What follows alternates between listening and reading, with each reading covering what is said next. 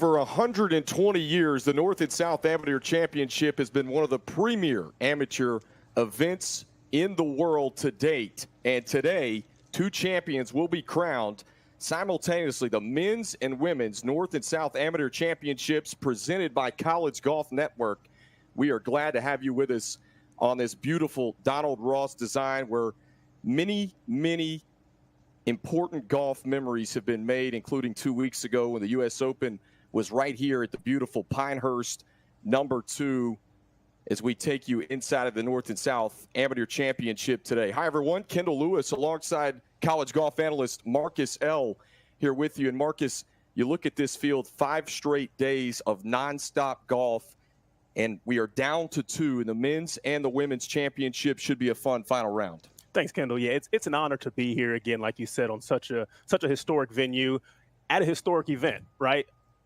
We've seen a number of past champions go on to future success, names like Jack Nicklaus, Davis Love III as past champions. And then on the women's side, LPGA Tour stars as well, Morgan Pressel and Danielle Kang. So not only is it important for these amateurs to win this event, but a lot of times it can be indicative of future success as well. No question about it. Davis Love III, he made a comment about this tournament a few years ago, said, you know, when you're an amateur golfer, this is one of those events you look back on in your amateur career, you want to win. And we've got some great matchups today as we take a look at the North and South Men's Amateur Championship. The first time ever that the men's and women's North and South Amateur Championships are taking place simultaneously, just 10 days after the U.S. Open, as we alluded to just a moment ago. And we'll take a look at our matches. Davis Ovard, winner earlier this morning from Frisco, Texas, plays his college golf at Baylor, taking on Jackson Van Paris, who is a familiar name of these parts, a local kid from Pinehurst, North Carolina, grew up playing right here at Pinecrest High School, plays his college golf at Vanderbilt. He was actually in this final match in 2021 and fell just short. Yeah, he's the medalist before last year as well, so a lot of experience here.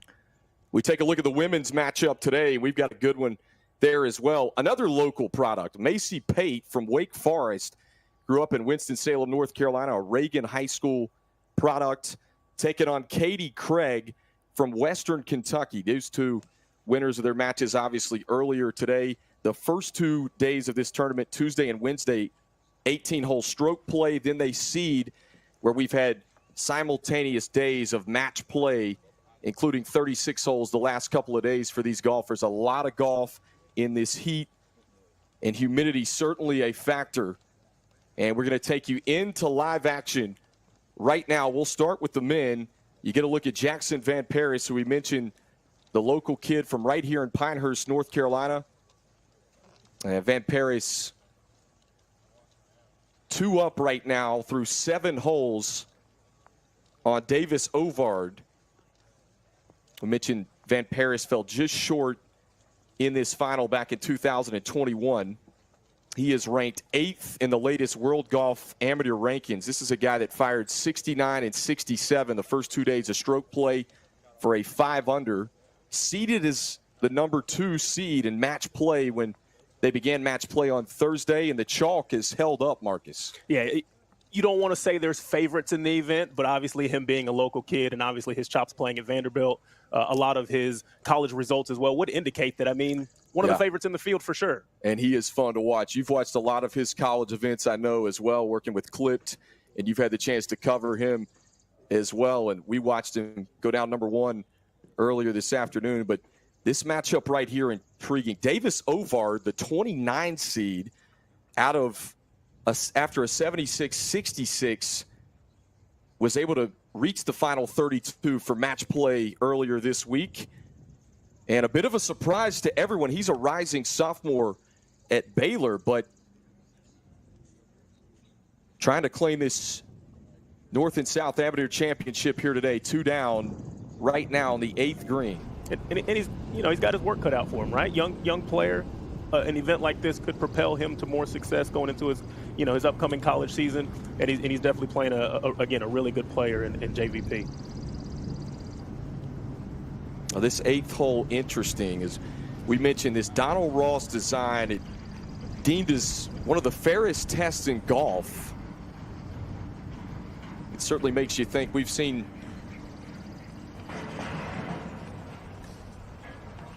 Lots of things happening leading up to these two matches here today. Here's Jackson Van Paris.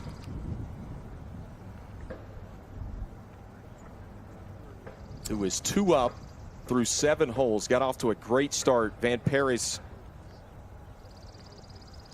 able to take the match against Ben Warrion earlier this morning to reach the final again for the second time in 3 years. I actually walked this morning with that JVP and Ben Warrion match, and you know, this is a golf course where it's tough to attack. You're not going to see a whole lot of birdies out here because the golf course is very tough. And JVP just played solid. He put the ball in the right spots, didn't make a lot of mistakes, and it's going to take a lot of the same thing, you know, for both matches for all these players to continue that. Reading the greens out here, Pinehurst #2 can be tricky, and this 8th green dramatically sloped from back to front, as you can see right there on your screen.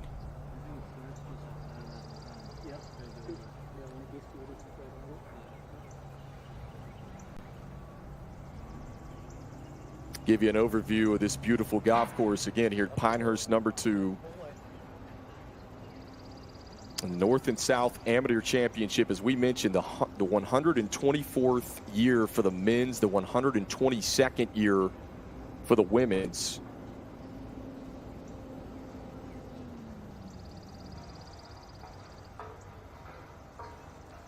Here's Ovard.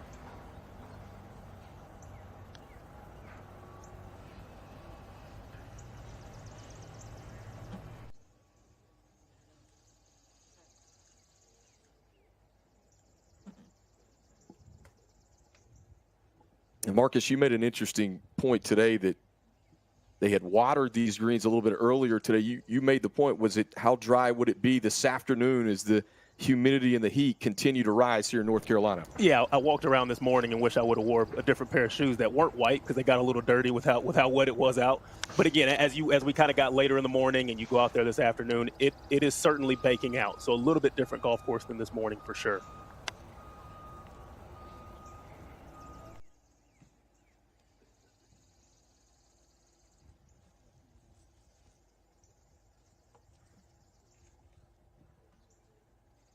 A good speed from Van Paris. Again, you got to be so careful on these greens, especially this week.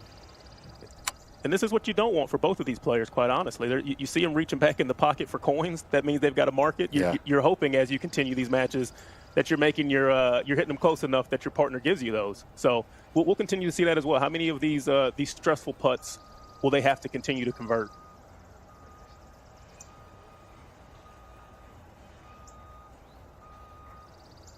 Jackson Van Paris, an all-SEC second-team selection this year. What a year that Vanderbilt had. 17 titles this year in the college golf world. That was tied for second most in Vanderbilt's single-season program history, and this guy's been a big part of that.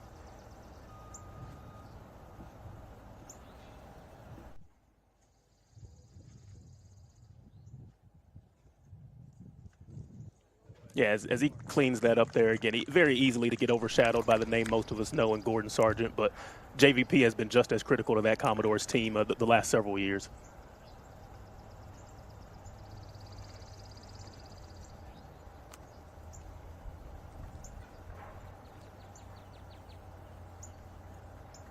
Ovard needs this to avoid falling 3 down here on the 8th green.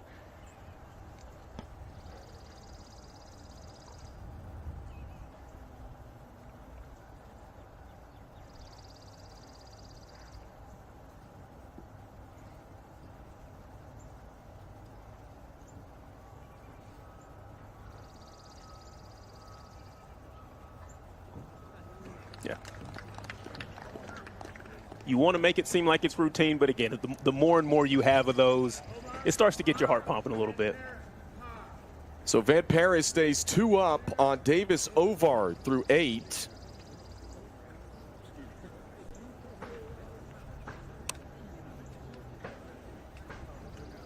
And we'll take things over to the women's side of things, where Katie Craig is 3 up on Macy Pate. of Winston-Salem, North Carolina.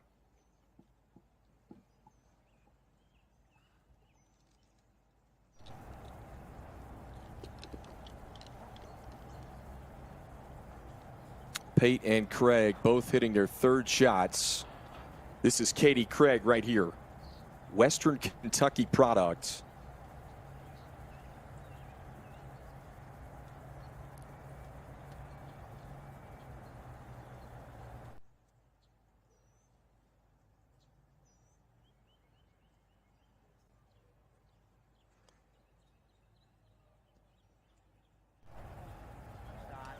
Excellent chip right there from Katie Craig.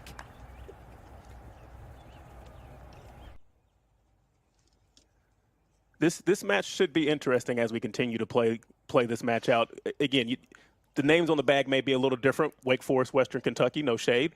But when you look at their WAGR rankings, Macy Pate's 139, Craig is 143. So again, should be a very, very even match.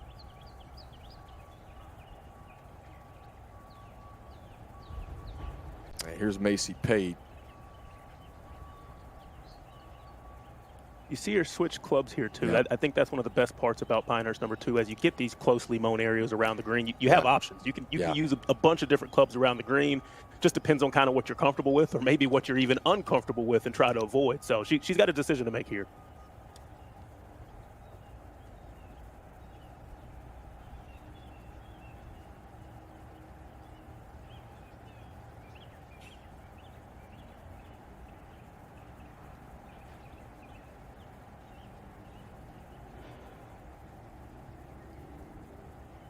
Pate's taking some time here.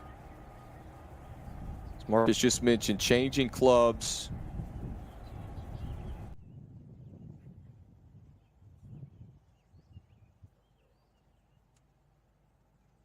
Gonna putt this one. Man, good leave.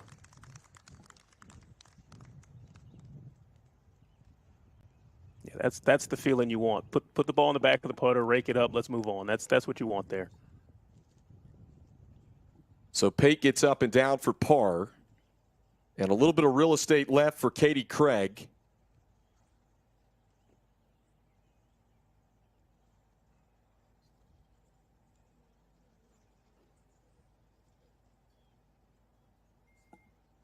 Katie Craig, we mentioned, from Georgia, plays her college golf at Western Kentucky. Won a high school state championship back in 2018. Her older sister, Caroline, plays at Indiana.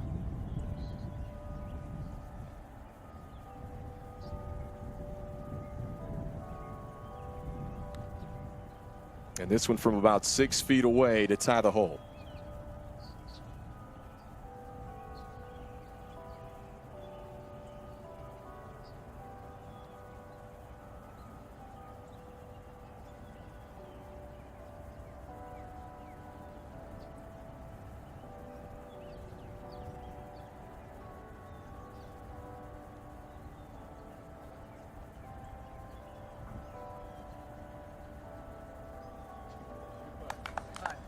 And Craig stays 3 up. And those are important. When you get a 3-up lead, again, on a golf course where you may not see a flurry of birdies, the more you can keep, your foot on the pedal, keep that lead, make your playing competitor, go chase birdies, if you will. Those putts are important. Let's take it to the 9th. Back to the men's action. Jackson Van Paris and Davis Ovard.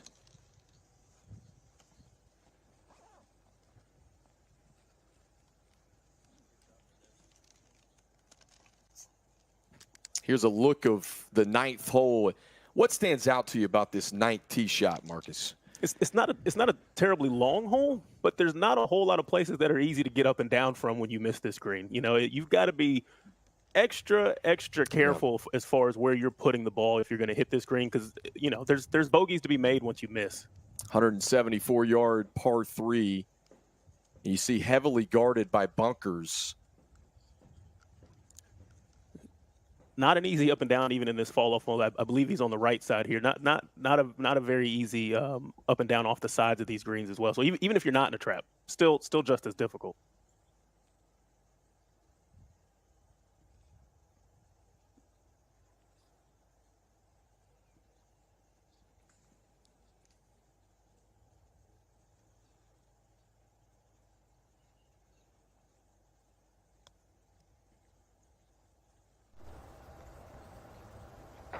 Little bump and run, and Van Paris leaves it short.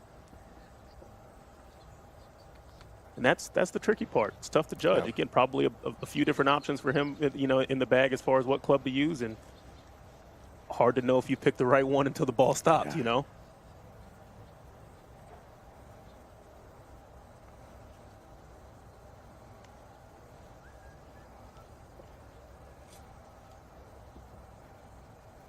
Davis Ovard. His caddy, Mark Eberly, a Pinehurst caddy who caddied against Jackson Van Paris in the match back in 2021. He caddied in that one for Louis Dabelar, who ended up winning the 2021 North and South Amateur Championship. Taft Gant gave us some great information, Marcus, before this one. Said looking to get JVP twice here in the North and South Championship. Yeah, starting to wonder if it's intentional at this point, huh?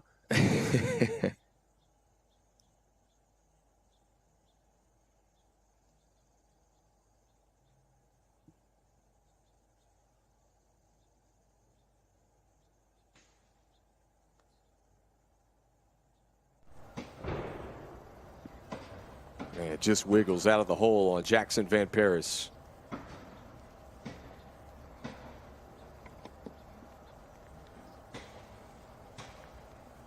So Van Paris still one up through 9 holes as they make the turn here in the 124th North and South Amateur Championship.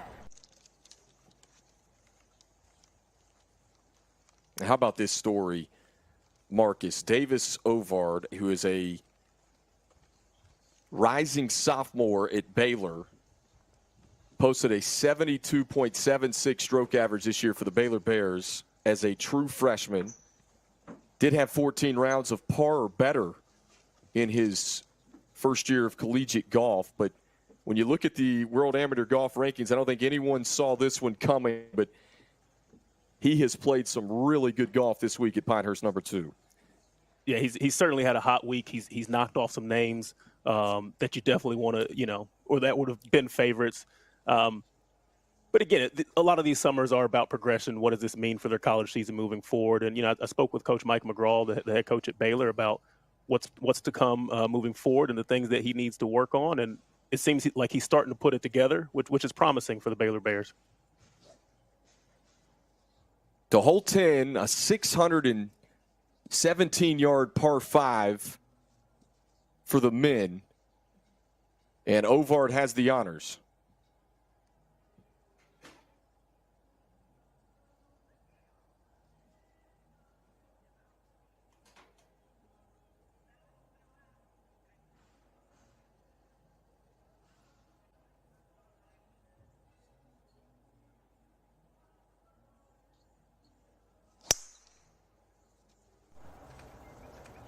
Looks like he likes it. This hole is all you can handle, too. It's a long 5. It's not particularly easy. It takes 3 good shots to really get a good look at birdie. Again, one of those holes where you just don't want to be in the wrong spot. Got to continue to play it the right way.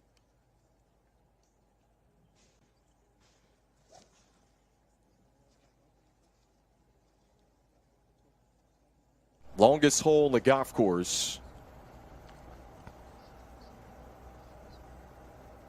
Here's Van Paris.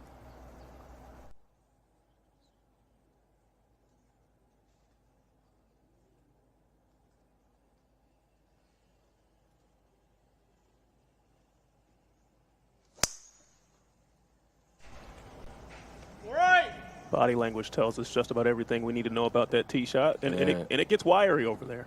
It certainly does. This one heading right of the fairway. And things could get interesting here at the 10th. Yeah, it's hope and pray once you get in there, right? You're hoping for a good lie. Good news is it's not a hole you're going to attack and try to go for in two for most players, if not all. So just hoping for a good lie in there to get in position for their third.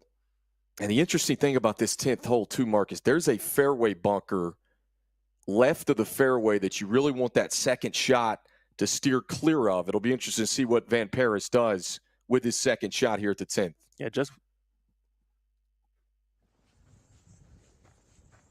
And now we take it back to the 8th hole, the women's action with Katie Craig and Macy Pate.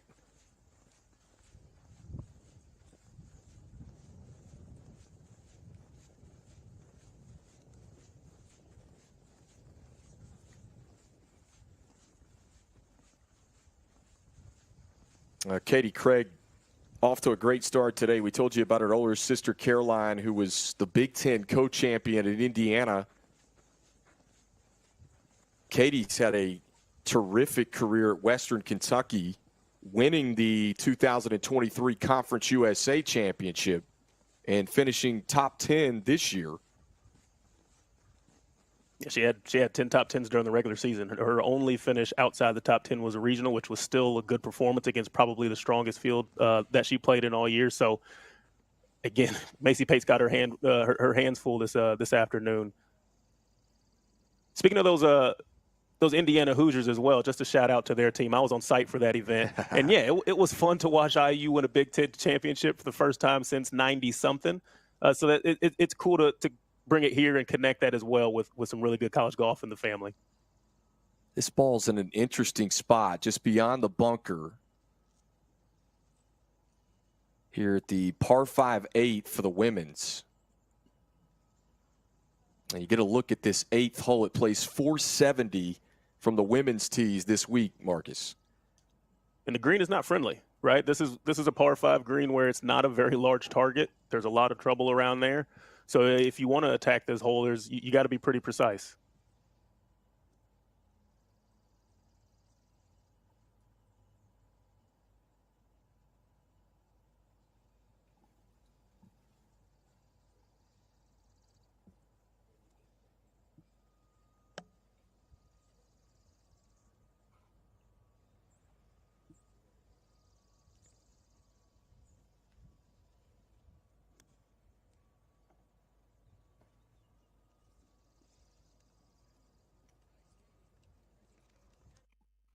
A great shot from Katie Craig. Heck of a shot. Just sticks it to about 6 feet here at the par 5-8. This hole plays as a par 4 for the men, par 5 for the women's.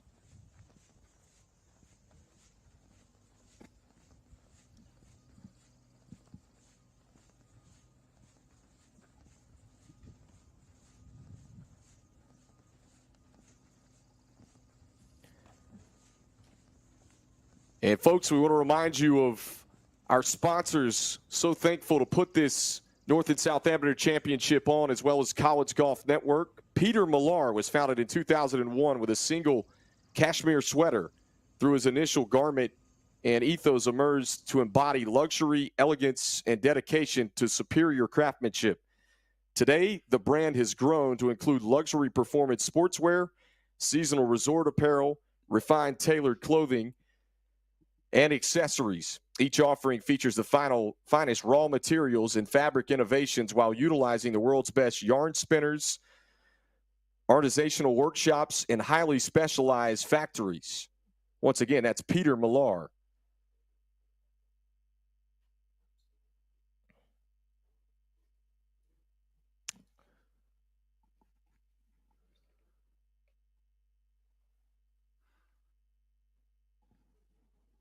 Katie and Macy with excellent third shots within 10 feet and looks at birdies. And that was an important shot there, honestly, from Macy, right? Again, you can't let the match start to slip away from you early. So to get one in there just to put the pressure back on Katie is an important shot, again, at this early in the round.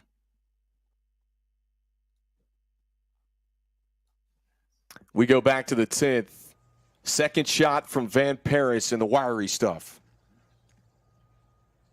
It's all about how it reacts out of here. It looks like he's got a good stance. But again, sometimes you're guessing, right? He's probably guessing here. Hopefully has a pretty good idea on it, but just trying to get back in position. Lie looks pretty clean from what I can tell, though, so maybe he did catch a little break. And again, you got to steer clear from that left fairway bunker if at all possible here on this second shot.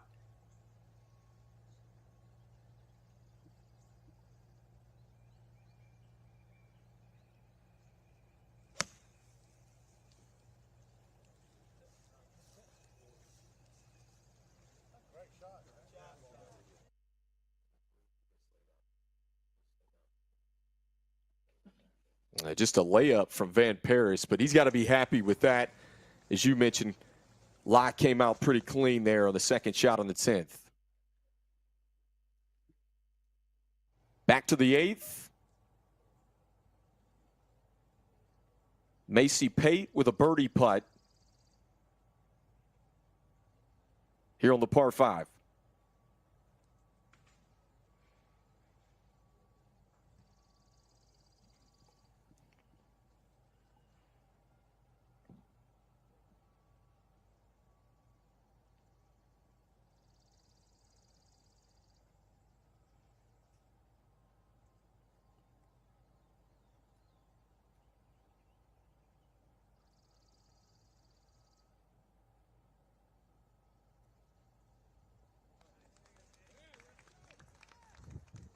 A great putt from Macy Pate as they head to the par 3 9th.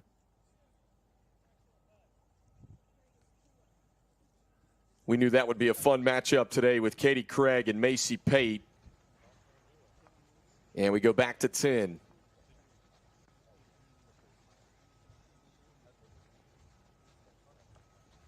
Our men's final, Davis Ovard and Jackson Van Paris, if you're just joining us on the College Golf Network. Kendall Lewis, Marcus L. with you. Glad to have you tuned in from wherever you may be as we bring you this final round coverage from the beautiful Pinehurst No.2.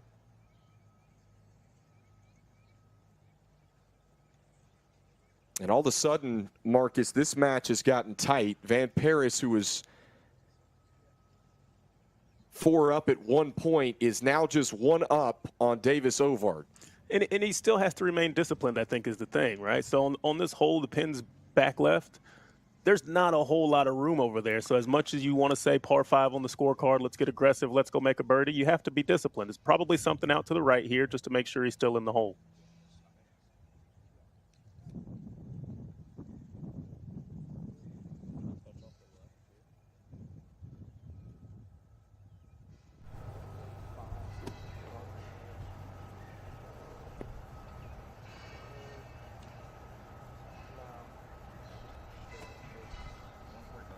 This is Van Paris' 3rd shot.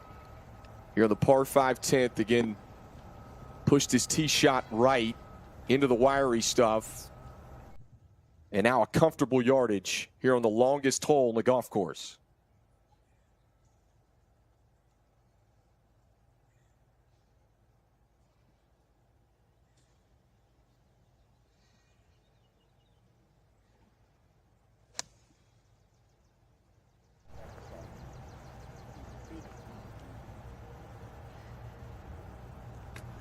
Van Paris staring it down, just a shade long. Is it going to hang on? And this is what can happen at Pinehurst. Again, may not be absolutely dead from back there, but that's what happens when we get a little bit too aggressive. Maybe bit off a little bit more than he could chew, but we'll see what the short game chops look like on the next shot. Wow, maybe a foot too long for Jackson Van Paris as it rolls over the backside of the green. And the door wide open for Davis Ovard on his 3rd shot. And you wonder if this changes his strategy at all. You know, a little shorter yardage here. Does he take it right at it? Does he play a little bit more safe and force Van Paris to do something special from behind the green?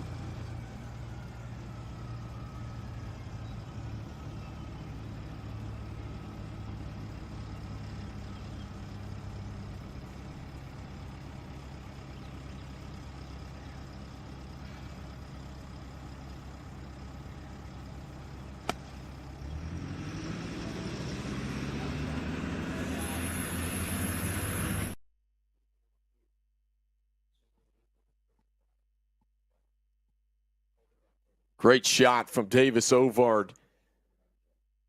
Yeah, that's exactly what you want in this situation. Again, don't have to do anything crazy. Just make sure you're putting pressure on your opponent. Back to the par 3 ninth from 148 for the women this week. Katie Craig on the tee.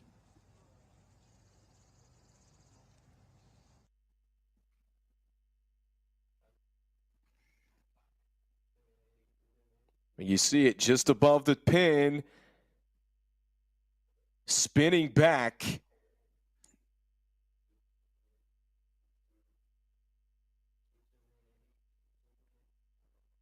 Will it stop? Oh, no. Wow. Yeah, it just speaks to how much movement's on these greens. You think you're good at one point, and then you put your club back in your bag, you look up again, and it's no longer where you last looked at it. And you see Macy Pate left it on the right side of that green, short of the hole, has about 15 to 20 feet for birdie.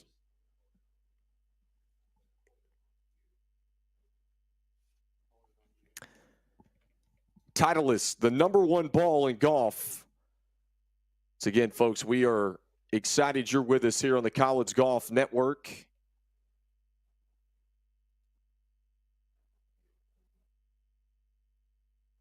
From beautiful Pinehurst #2. You know, Marcus, you and I were talking about this earlier, and, you know, when you think of high-level amateur golf, it doesn't get much better than the North and South Am. Obviously, the U.S. Amateur, the Western, as you and I were talking, are up there, but this is certainly a top 3-4 amateur event in the world. Yeah, it's definitely a trophy you'd love to put in your case, right? Again, with the past champions that are on that list, that's why you get players like Macy Pate, Jackson Van Paris, many of the others in the field that may not have made it to the final match, but that's why you get so many elite-level amateurs in an event like this. Not only the chance to play Pinehurst #2 in phenomenal conditions, but to test their games against the best in the country. So Van Paris from the back of the green, he's one up.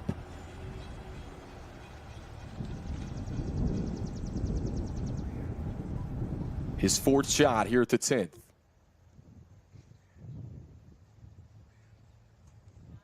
And an excellent chip shot from Jackson Van Paris, who leaves himself about 5 feet for par.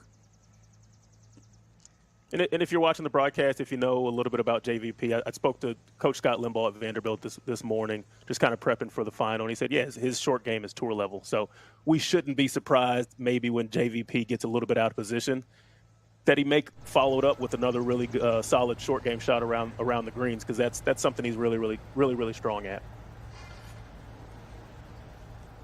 Well, that kid, Jackson Van Paris, he broke the course record on #4 last year in stroke play, shooting a 61. This is a guy that's been knocking on the door, this North and South Amateur. It feels like, we mentioned making the finals back in 2021.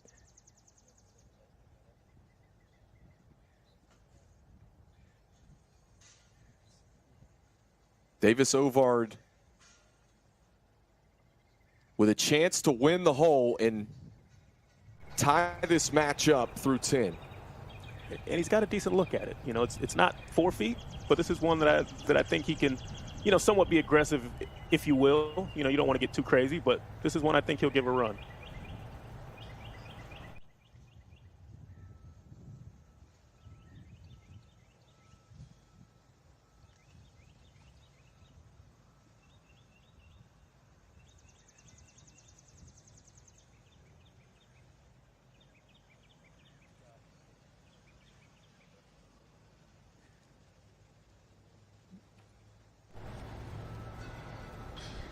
Quick pick up there. So Van Paris, a chance to have the hole here at the 10th and stay 1 up.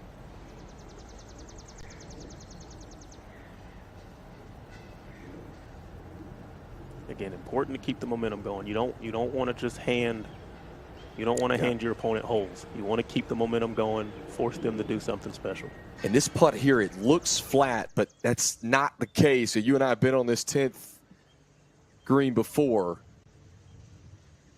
Yeah, I've learned enough with Donald Ross golf courses. I shouldn't believe anything I see. So.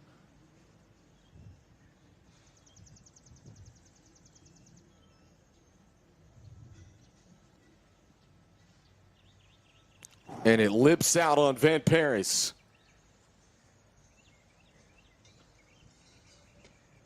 And this match is all square through 10 holes. 4, 5, excuse me. Stretch of tough holes coming up too, so we'll see who can hold on both physically and mentally. But definitely, I won't say a gift, but an opening here for Davis. Well, to the 11th they go. We mentioned a fast start for Jackson Van Paris, the local kid from Pinehurst.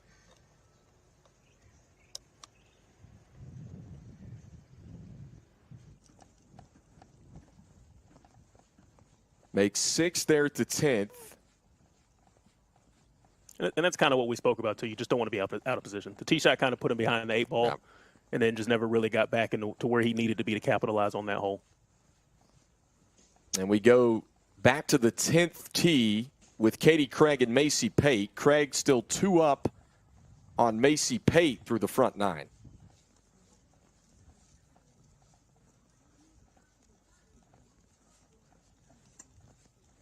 Here's an overview of this 10th hole. We mentioned it's the longest hole on the golf course. And that second shot so crucial as well to avoid that left fairway bunker.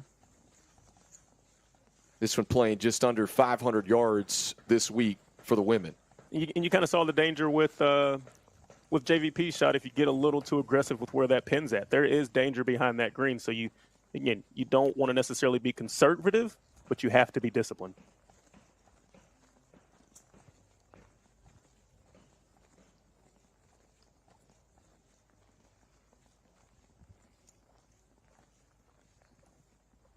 There's a look at Macy Pate, who was the medalist in stroke play.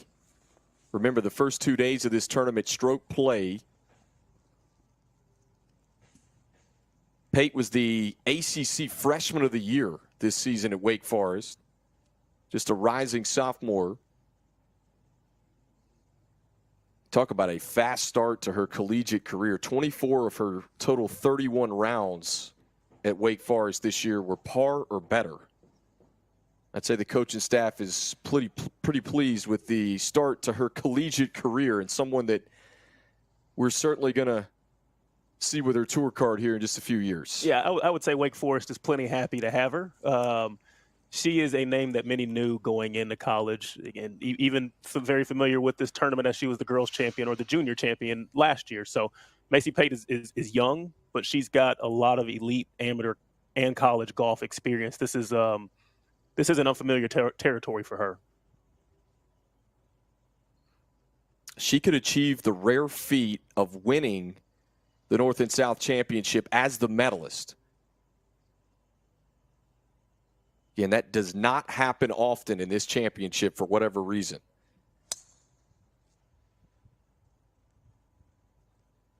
Pointing right there.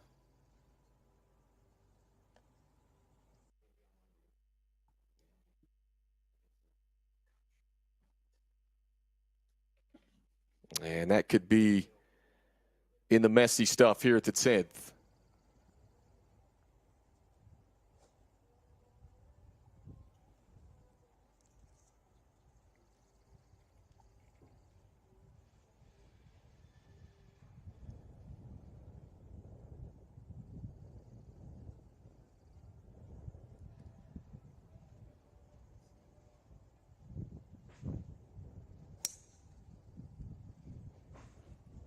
Doesn't seem to like it either. And we're going to go the opposite way. So Pate right, Katie Craig left here on the 10th, with Katie Craig leading this match 2 up here at the North and South Amateur Championship on the College Golf Network.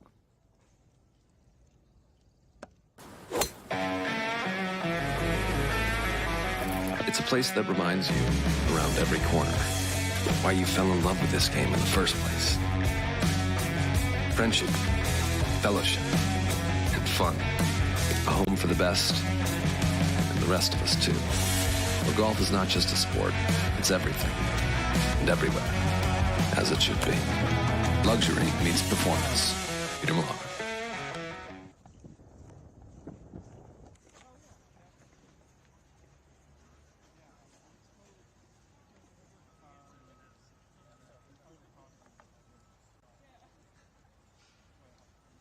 Jackson Van Paris and Davis Ovard on the men's side of things here at the North and South Amateur Championship. This match all square after Jackson Van Paris bogeyed the 10th hole.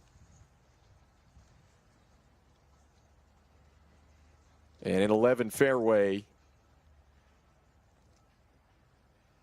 Ovard has found the left side. Important part of this round as well. See if he can take some momentum into this one.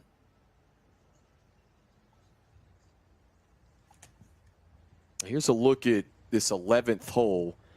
Marcus, I know you've had a chance to scout and mark this golf course as well. What stands out about this 11th hole to you? Just the driving area. You really have to make sure you're picking your spots about how far. Obviously, most are hitting driver because it is a long hole. And then once you get up to the green, there's trouble. Again, just about every hole. Most places, a lot of these amateurs feel like the bunkers are the places to be because you can control it. You can spin it a little bit better, but that's a very rare occurrence here out at Pinehurst #2. You want to make sure you're missing it on the correct sides.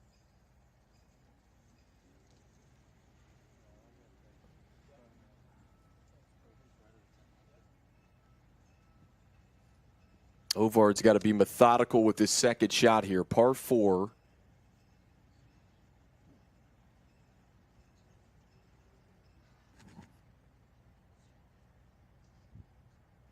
This is the first of a critical stretch of 4 par 4s on this back 9.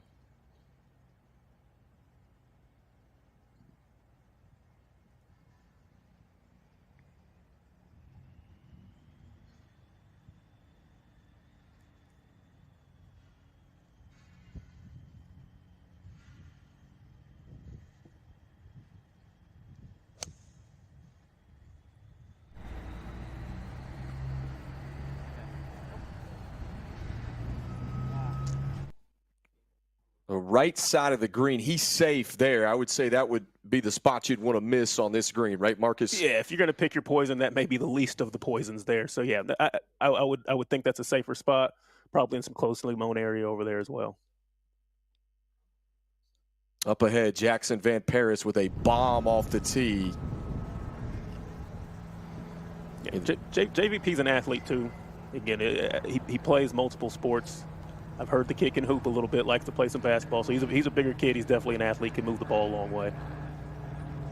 Again, the safe approach shot is the right center portion of this green.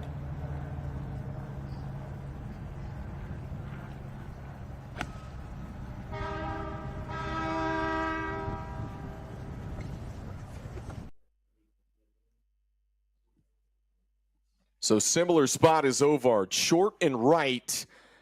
But both are on the dance floor here at the 11th with a match that is all square.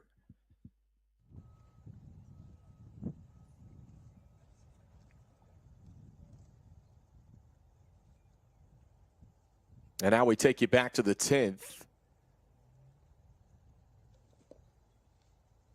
where Katie Craig missed to the left side of this fairway.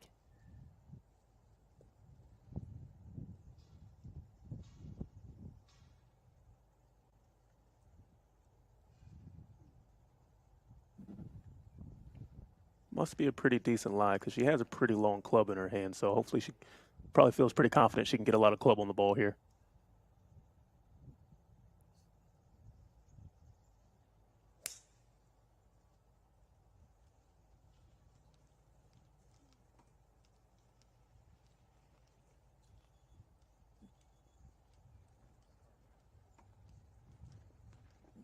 Oh, Craig safely up the left side after the wayward tee shot.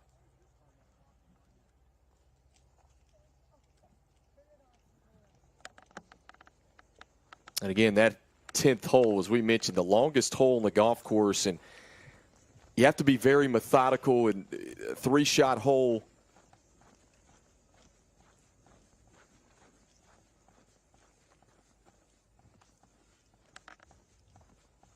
Here's a look at Macy Pates.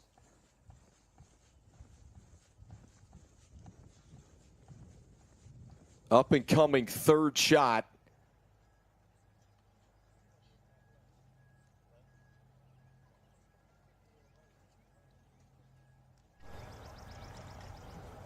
So we take you back to the 11th with Van Paris and Ovard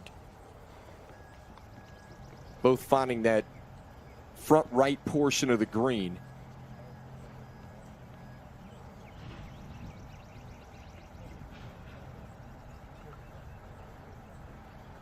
I see Ovard just kind of spun back short. You mentioned it, Marcus, though there's plenty of options here.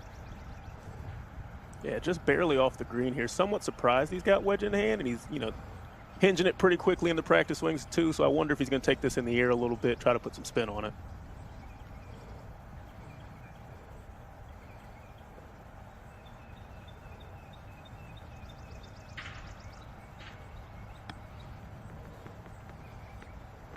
Ovard, a little bump and run. Went the low route. Pretty good shot there, though. Really good shot. Excellent play there for Davis Ovard.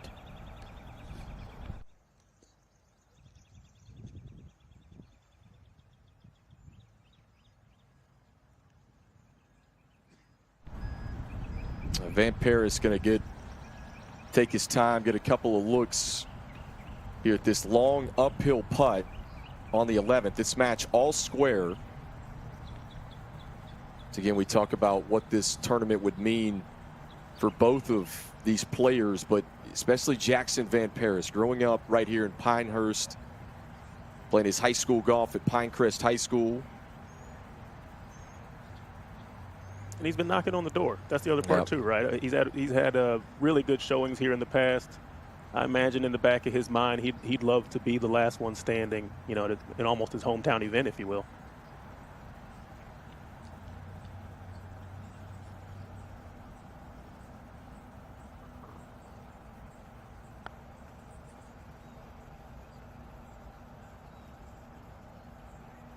Great speed by Jackson Van Paris and an easy tap-in par. Yeah, that's clean there. That's very well done by him. Definitely love it when your playing partner even picks up the ball for you. So Ovard a chance to have the hole and keep this match all square.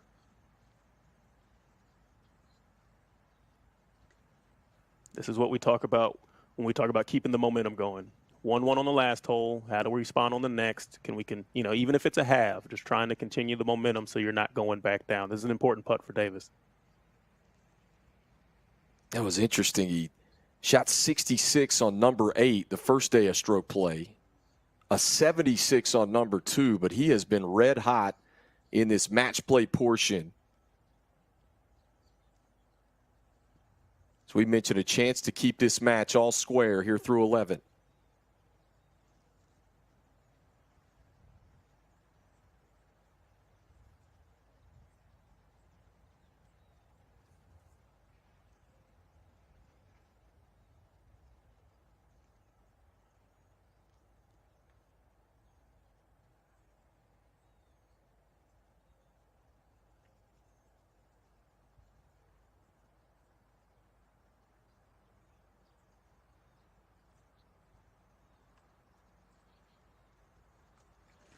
Yeah. Good putt there from Ovard. Folks, we're still square through 11 holes coming down the stretch of the back nine. Van Paris and Ovard.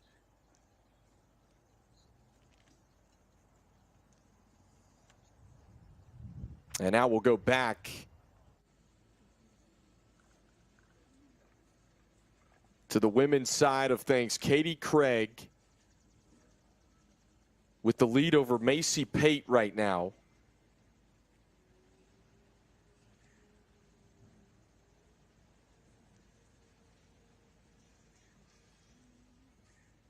And Macy Pate walking up on this green.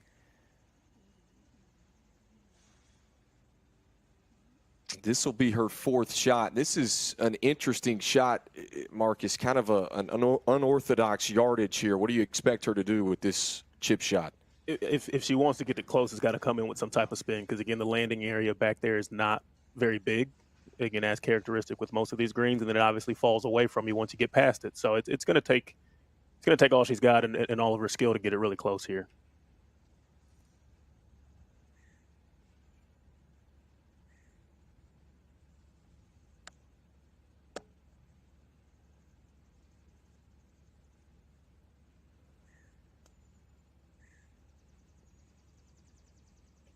It's got some bite.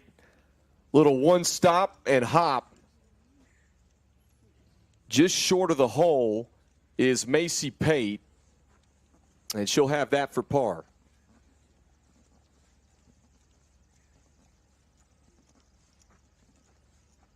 Once again, Katie Craig 2 up right now through the front 9.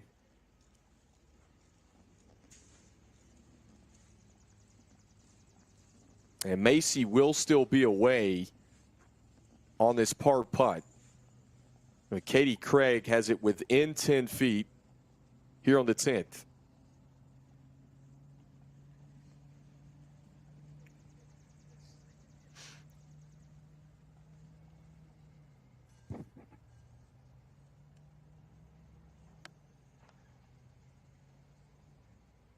I think the pin placements have been so interesting this week as well, Marcus, especially today.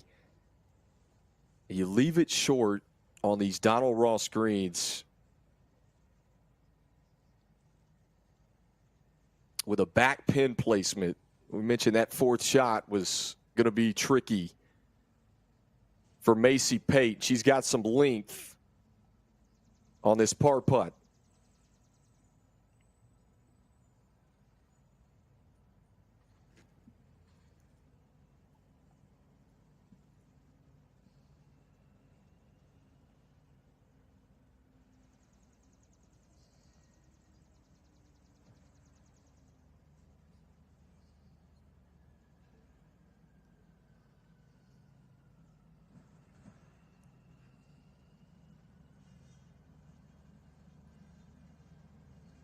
Still putting a mark on it too. That's tough. That's definitely not what you want to see again. Trying to claw back into the deficit, gain some momentum. You don't want to see stress left on these putts when you're around the greens. So Craig with a putt less than 10 feet to win the hole and go 3 up.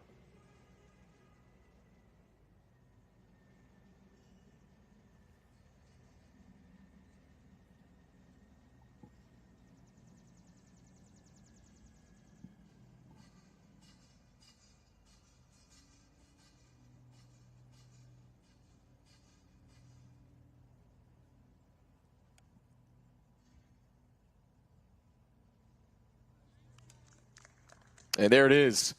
Katie Craig takes a 3-up lead through 10 holes here in the Women's North and South Amateur Championship. So a little bit of leeway here with 8 holes left to play. We'll take you back to the men's side of things. Walking up the 12th fairway, Jackson Van Paris and Davis Ovard.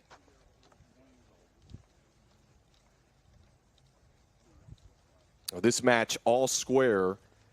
Ovard and Van Paris. We mentioned Van Paris got off to that fast start on the front 9, but Davis Ovard, who they call the silent assassin at Baylor, has won 3 of the last 4 holes, and we are all square. Yeah, Coach McGraw said he's a great student, great putter, uber competitive. That's one of his main characteristics. He really loves to compete. And you can tell it here. He's given JVP every last bit of problems here, and this one seems to be coming down the stretch here. If you weren't with us earlier, Jackson Van Paris, he lost in the final round back in 2021. Vanderbilt product. He had 4 top 5 finishes in college tournaments this year. And we go back to last year where he fired a 61, which was the course record on Pinehurst number 4 in stroke play. This guy has put together some really good golf in the last few years of playing this event, including making it to the final round back in 2021, and would like to certainly bring it home in front of his hometown crowd. A big gallery walking the course today with Jackson Van Paris. And this is kind of what we talk about with Pinehurst No.2 when we get in these wiry areas, right? The last couple that we saw in there, we could see just about all of the ball, pretty clean to get out of. This seems to be on the other side of that, where we don't see much of the ball. So he has a lot to negotiate with here.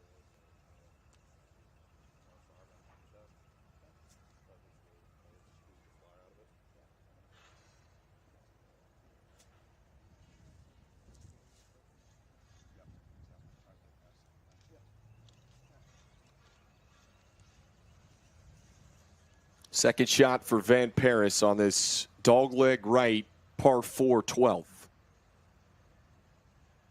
Heavily guarded by waist area and bunkers up there too, so has to be selective of where he puts this.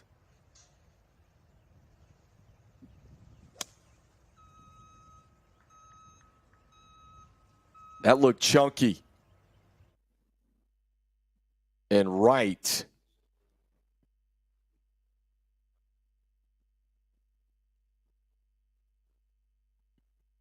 So door open for Davis Ovard, who's also in the waist area.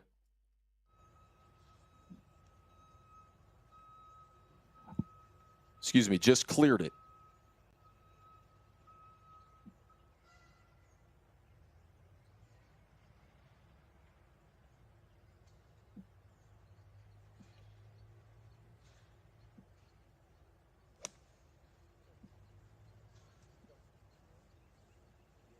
Ovard heading just left of the flag and a great leave. And that's exactly what you want in that situation.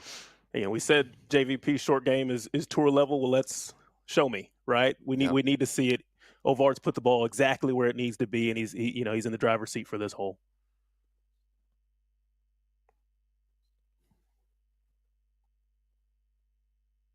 Ovard would have a chance there to take a one-up lead in the match, which would be his first lead of the afternoon in this match.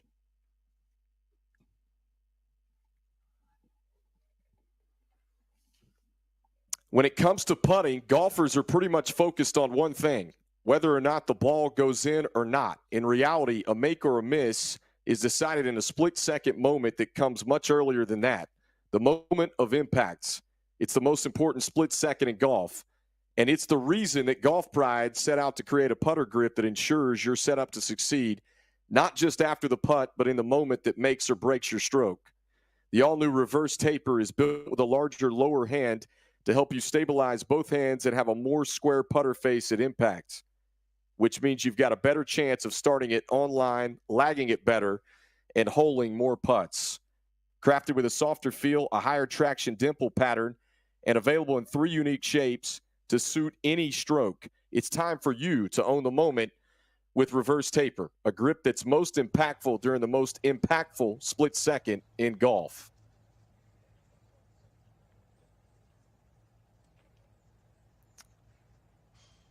So about a 45-yard bunker shot here, Marcus, for Jackson Van Paris. Yeah, I'm getting flashbacks of Bryson a couple weeks ago, but this is probably 10 out of 100 type of up and down here. So let's see what JVP has.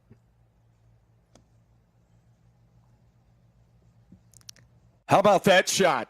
Think his short game's not elite, folks? That's 3 feet out of the bunker for JVP. That is outstanding work there. Outstanding. Can't speak highly enough about how good that shot was. Well, Marcus, you talked about it before this began today, how elite his short game is, and it was on display right there. And honestly, even if you think about the shot he missed just off the green, or the up and down he did make just off the green on 10, other than the putt lipping out, the short game shot was also world class. So he's definitely got the chops. Well, Davis Ovard, a chance to win the hole and go one up, though. I'll tell you what, That bunker shot from Jackson Van Paris certainly added a little bit of pressure to this putt for Davis Ovard. It absolutely flips kind of what's going on in his mind. You're thinking, okay, maybe I can win this with the 2-putt par, but now you almost approach this putt a little differently, saying, okay, in order to win this hole, I probably need to make this here. So that changes the calculations definitely going on for Davis. Kendall Lewis and college golf analyst Marcus L. here with you today on the College Golf Network. Excellent job by our production crew, our camera crew out on the course, providing you with these angles of the 124th North and South Men's Amateur Championship. Year number 122 for the women. Just incredible to think back of some of the winners, some of the big names like Davis Love III, Corey Pavin, Curtis Strange, just to name a few that have won this championship.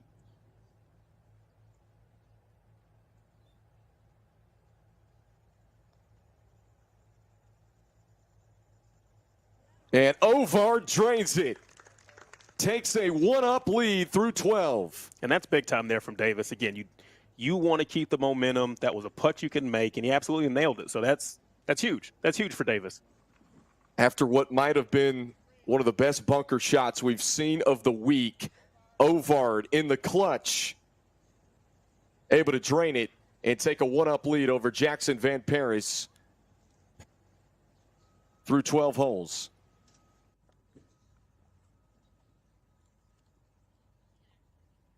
Back to 11 with Katie Craig.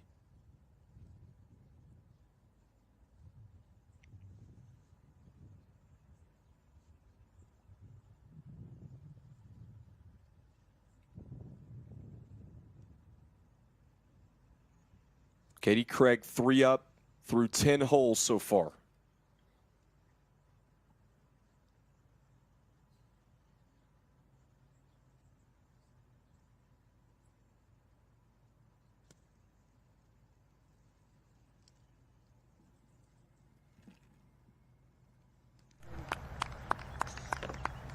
Great shot from Katie Craig just past the hole here at the 11th. Yeah, you don't want to get too defensive with a three-up lead, but you do want to, again, make the other player go win it, to make them go chase birdies and things of that nature. So great shot there from Katie. Did get an interesting tidbit about Katie. She is a horticulture and soil agronomy major. Wow. And wants to be a golf course architect. So she kind of plays these tournaments with that in mind and tries to strategize around the golf course. So maybe, again, at a course like this, gives her a slight advantage. I think it's interesting. Taft Gann, he gave us some great information. All four of the caddies for the four players, the two in the men's championship and the two in this final round of the women's championship, are Pinehurst area caddies. And throughout the course of this week, we've seen players that have brought some of their family members, some of their friends to carry the bag, but these four elected to go with a Pinehurst area caddy, and I'd say that it's paid off pretty well in the job that they have done at getting to this point in this final round. Yeah, I'd say they definitely made the right decision. The caddies at Pinehurst are very well known, very well regarded, so I think they made the right decision.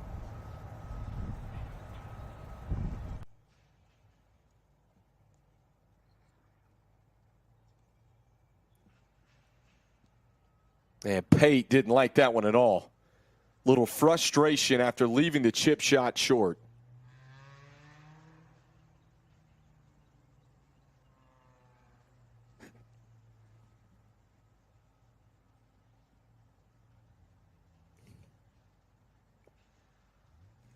Yeah, and as she's reading this, I mean, she's walking up to it almost as if she might still be away. Is it still her turn?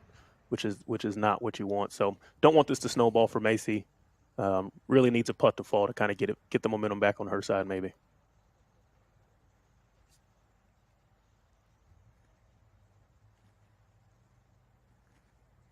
And we mentioned Katie Craig is 3 up in this match through 10 holes. So Macy Pate starting to run out a little bit of time here on this backside. Yeah, I'd hate to say must make, but I'm starting to get the feeling that we might be in must make territory at this point in the match.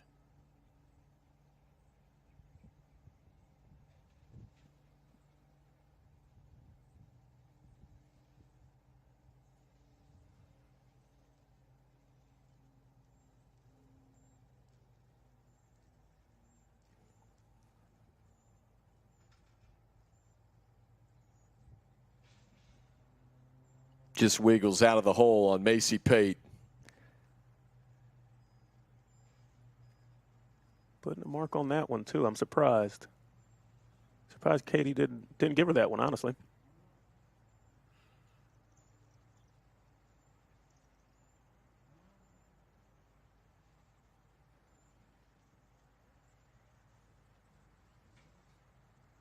Katie Craig about 15 feet or so and a chance to go 4 up in this match.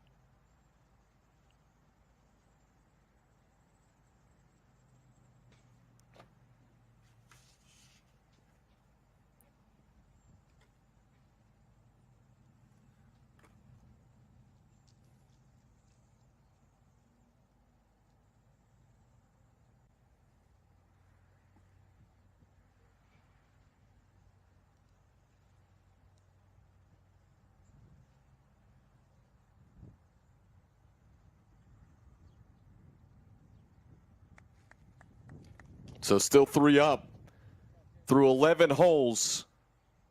Katie Craig trying to hang on as they move to the 12th.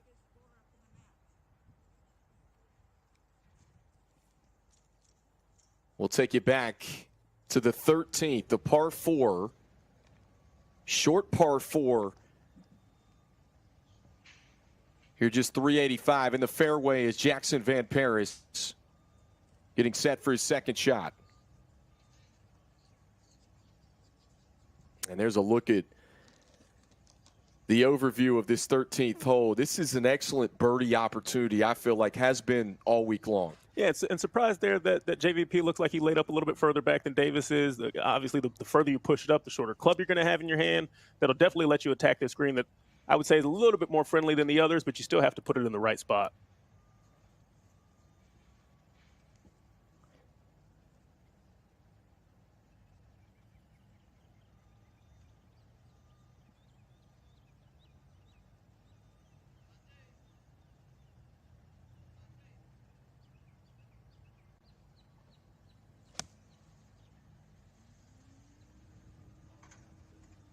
Van Paris staring it down. Just right of the flag and a great shot. Going to hang on. Doesn't quite catch that second ridge in the back or it would have trickled off. He keeps it just above the hole. And that's what's so important out here is the distance control. You can tell he's right at pin high. If he's another couple of feet long, it may be a completely different thing, but going first may be in his advantage here as Davis tries to knock in a good one here too. From the middle of the fairway.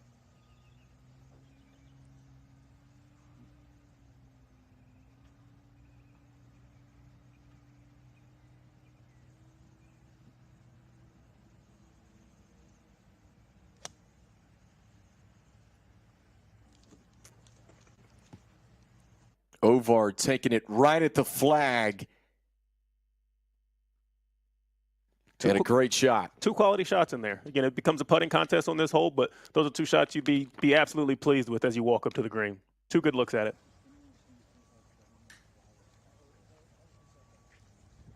Davis Ovard makes his way up to the 13th green. 2 quality shots, as Marcus just mentioned. Folks, we want to remind you of our sponsors as well. Ahead Golf, quality golf apparel. We talked about Golf Pride. We talked about Titleist. We talked about Peter Millar. And this broadcast would be possible without all of our sponsors this week here on the College Golf Network at the North and South Men's and Women's Amateur Championship.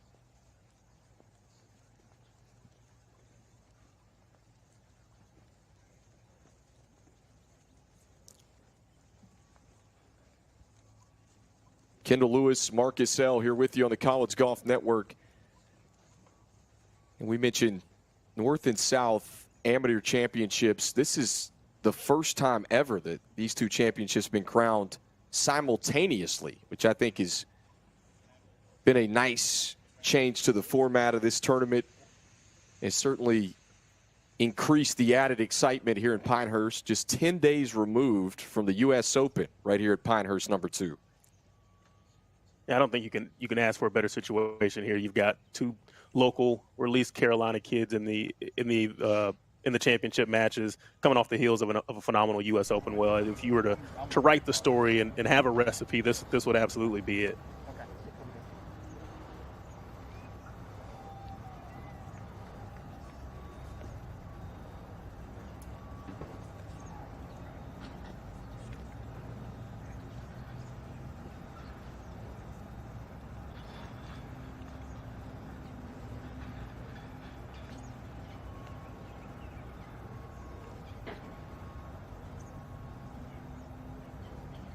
So after two quality approach shots, Davis Ovard, who's one up on Jackson Van Paris here at the 13th,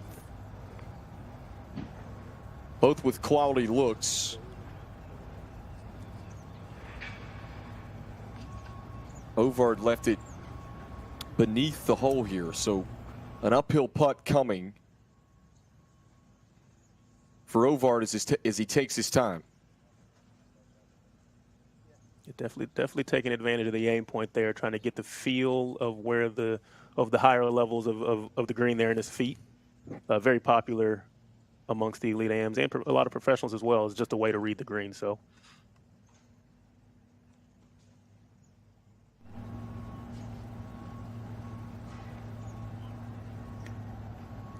Remember these names, folks. We've touched on it before. Of all the big names that have won this championship, have moved on to do incredible things, a lot of whom have moved on to do incredible things in their professional careers.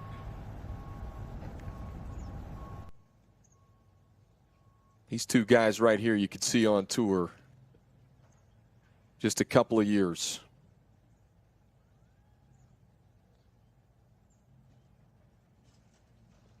What a putt from Davis Ovard.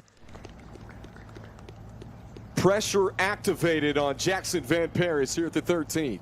Putter getting hot a bit. Always nice to pour one in before your opponent gets a chance. So again, that's a very confident walking off this green, knowing at the very least you're getting the tie. But that's a big putt there from Davis. That was big. We saw Jackson Van Paris come up in the clutch earlier in this round and all week long.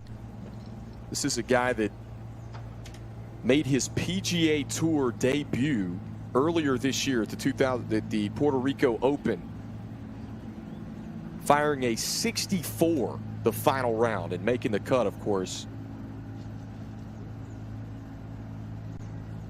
The early walk, didn't like it. A little bit of frustration setting in as well, so got to keep his head right, got to keep picking and plotting. There'll be opportunities if he plays solidly. Or there could be opportunities if he plays solidly. So Ovard moves two up on Jackson Van Paris. We'll take you back to the 12th with Katie Craig and her approach shot from the fairway.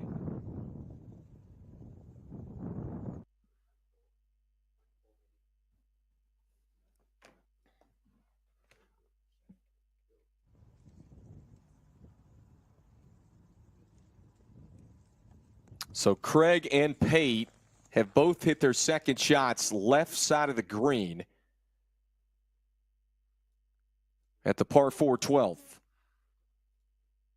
And that's, to be honest, that's just a pin you really don't want to mess with. We saw, even though JVP did get up or hit a solid shot in there to be in position to get up and down, that's not the spot you want to be in. So being right of this pin is not what you want to do. They've put it in position to at least give themselves a chance here. Don't want to be out of the hole. Katie Craig, who's 4 up on the match.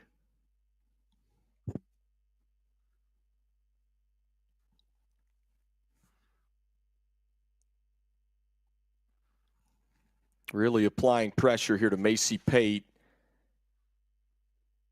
as we start to come down the stretch of this match here. You just get that feeling, you know, you don't want to say must make for Macy Pate, but you start to run out of holes. Yeah, you start to run out of holes. You really needs to drain one here from distance to apply the pressure on Katie Craig, who is 4 up right now through 11 holes.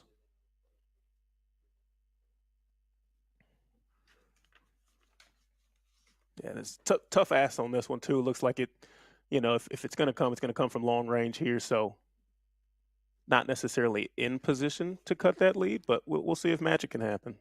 You never know.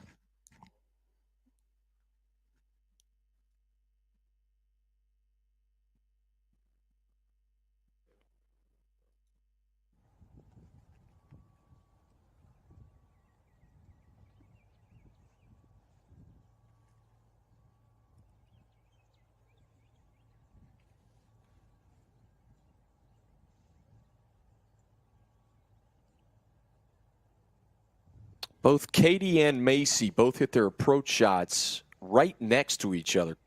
Craig's a little farther away.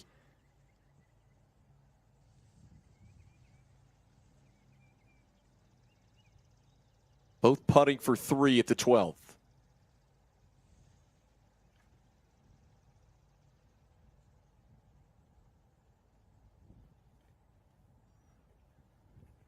Just want a cozy one up there. Again, this point in the match, just want stress-free holes. So anything that your partner will give you is a solid effort.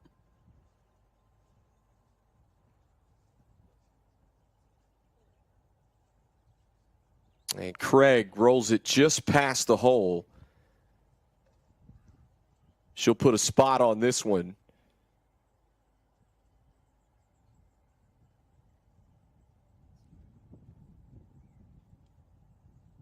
And Macy Pate eyeing this one for birdie and a chance to win the hole.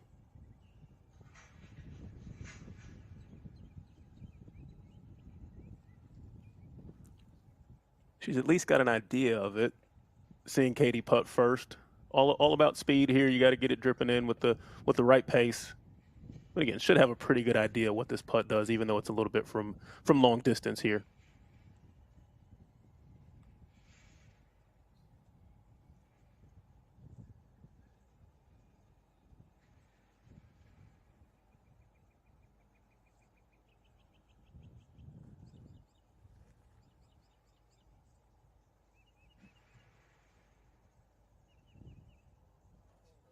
Excellent speed. And it just breaks to the right on Macy Pate. She's going to mark that one.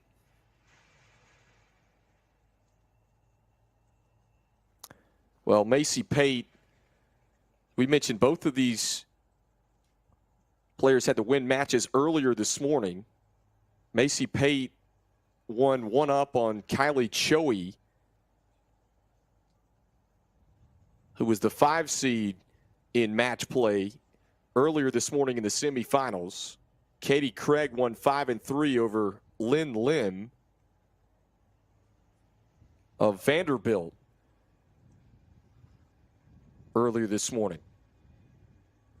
You talk about the fatigue factor too. They've played a lot of golf, and Macy's played every match has gone either 218 or to extra holes except for 1. So you got to wonder how much that kind of wears on a player as well. Katie's had a few more decisive wins, so yeah, solid putt there. Quick cleanup.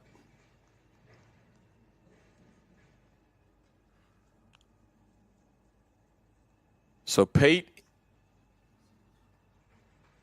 has this to save par and halve the hole.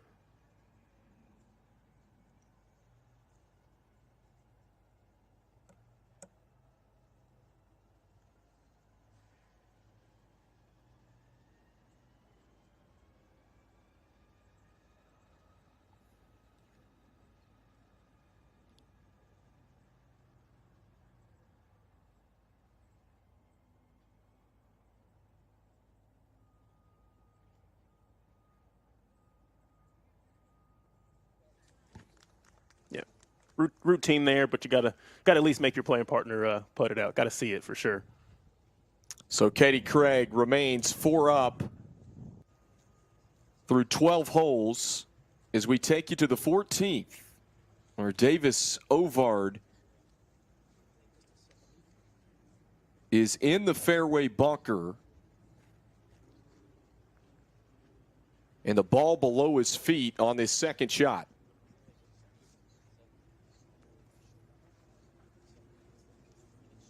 Here's a look from the tee at this 14th hole. And again, a tough, tight angle of attack on this tee shot. Ovard first to play out of the fairway bunker.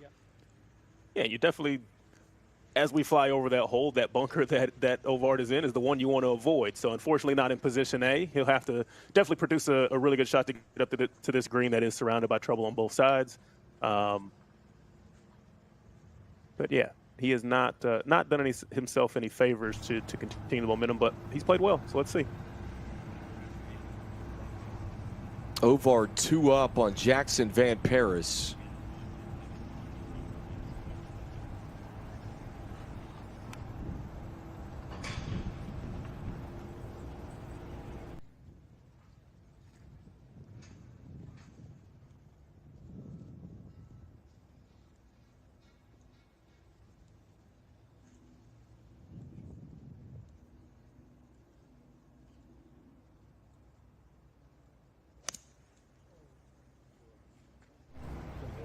Wow, this one looks pulled and left of the green. And, you know, naturally the ball below his feet there, you think that one might squirt right on you, but instead, the stance just kind of impeded that shot. Yeah, a little bit of overcompensation there, but again, I'm not going to say that shot's easy. He had a lot to handle there, so I think the first mistake is hitting it there in the first place, right? We see the opposite. JVP's in prime position here. Now is one, again, doesn't have to do anything crazy, but you want to take advantage of your partner being out of position. So Van Paris from the middle of the fairway. This green protected by 2 bunkers.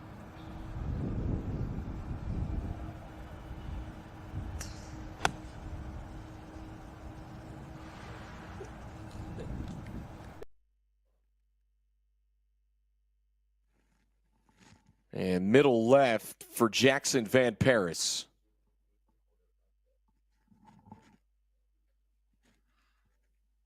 Yeah, he's definitely got to look at it. Not going to hurt him being in that spot, so that's a good shot.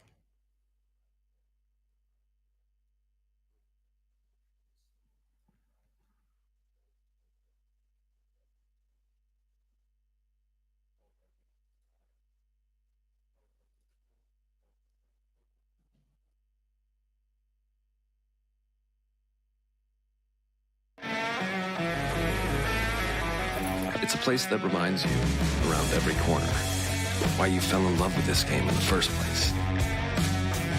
Friendship, fellowship, and fun.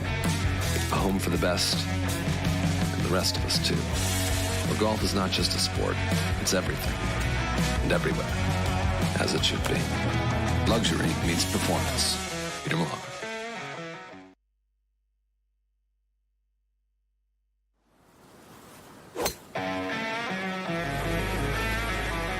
It's a place that reminds you, around every corner, why you fell in love with this game in the first place.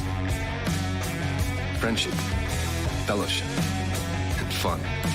A home for the best, and the rest of us too. Where golf is not just a sport, it's everything, and everywhere, as it should be. Luxury meets performance. Peter Malone.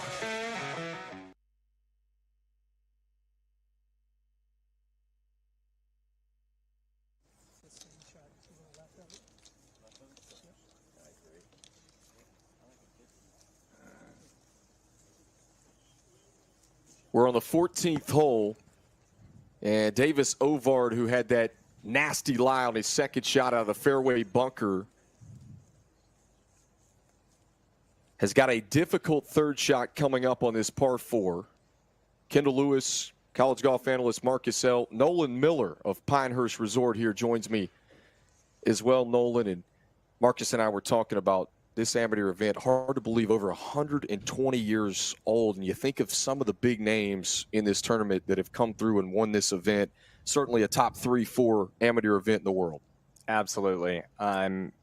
We are currently in our 124th year for the men's. 122nd year for the women's. And let me tell you, it's the longest consecutively running amateur championship in the world.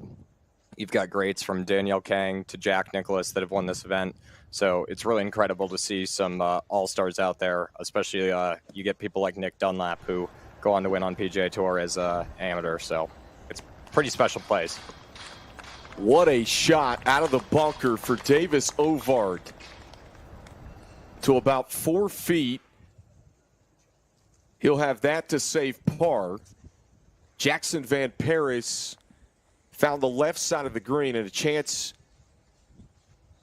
to win the hole. A birdie putt to pull back within one here on the 14th. Yeah, no question about it. Davis Love III made a great comment about this tournament several years ago about when he thinks back to his amateur career, this is one that you look back, this is one you certainly will always remember.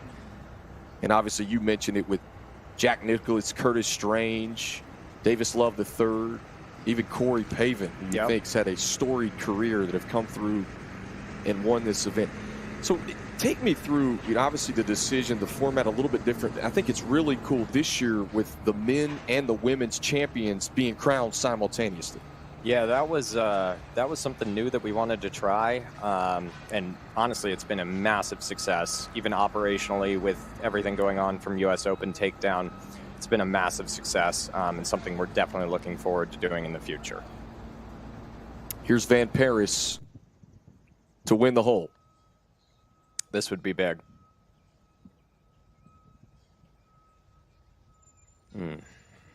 Just a little short there for Jackson Van Paris.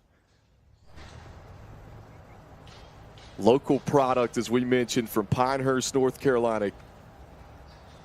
Plays his college golf at Vanderbilt, was in the final round back in 2021.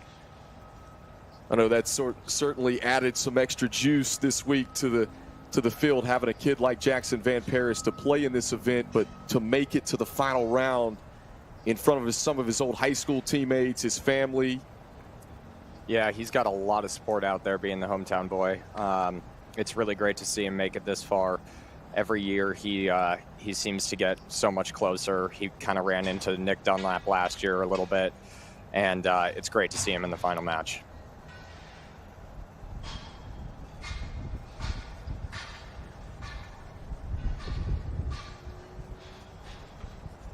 So a must make for Davis Ovard to stay 2 up in the match.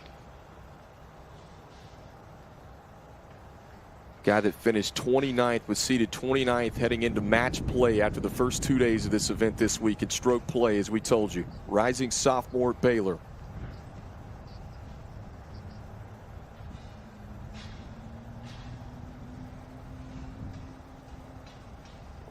Great putt for Ovard. That was a big save. A lot of momentum in that putt. I will tell you, too, he actually got in on a playoff hole to make it to match play. He was in that playoff. Don't know if you guys have mentioned that already, but he made a very good birdie on the first hole of that playoff to get out of there and get the 29 seed. And we were talking about he fired a 66 on number 8 the first day, 76 on number 2, but got in that round of 32, and he has been red hot ever since. Yeah, he's been playing some lights out golf. That putter's working for him. And he's got probably one of the most seasoned caddy veterans on the bag for him this week. So Van Paris makes it as well, and they have the hole. 2 up is Davis Ovard heading to the 15th. And now we'll take you back on the women's side of things here at the 13th green, where Katie Craig has a commanding lead on Macy Pate. Pate starting to run out of holes here as we come down the stretch of the back 9. Yeah, she needs this one to go down for sure.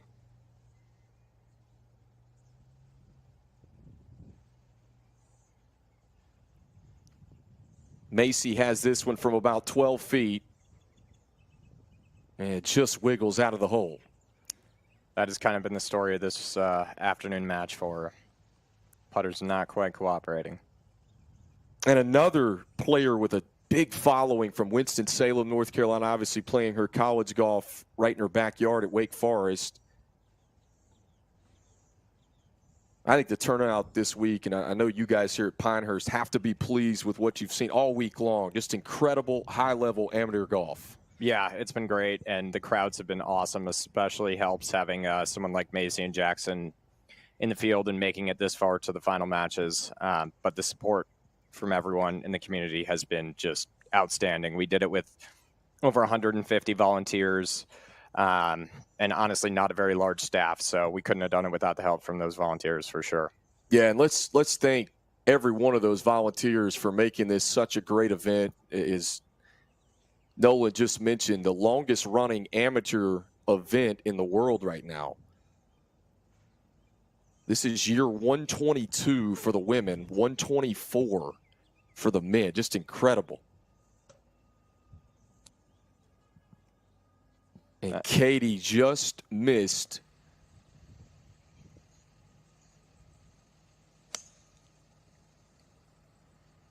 So we'll go back to 15. On the tee is Davis Ovard.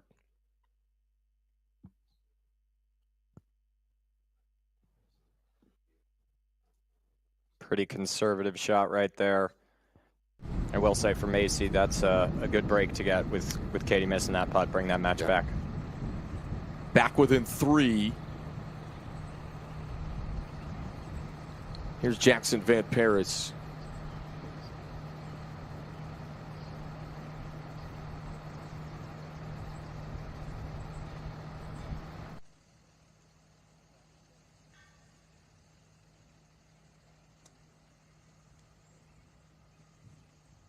Van Paris 2 down. Really needs this hole right here. Playing just over 200 yards this week for the men.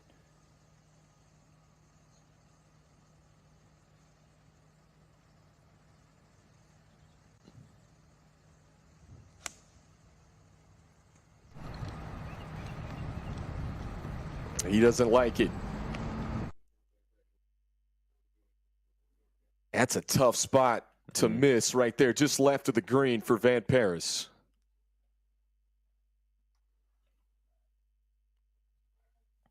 So we talk about men's and women's championships both being crowned simultaneously. Is this something that you guys here at Pinehurst want to continue to happen in the future, is have these 2 championships end on the same day?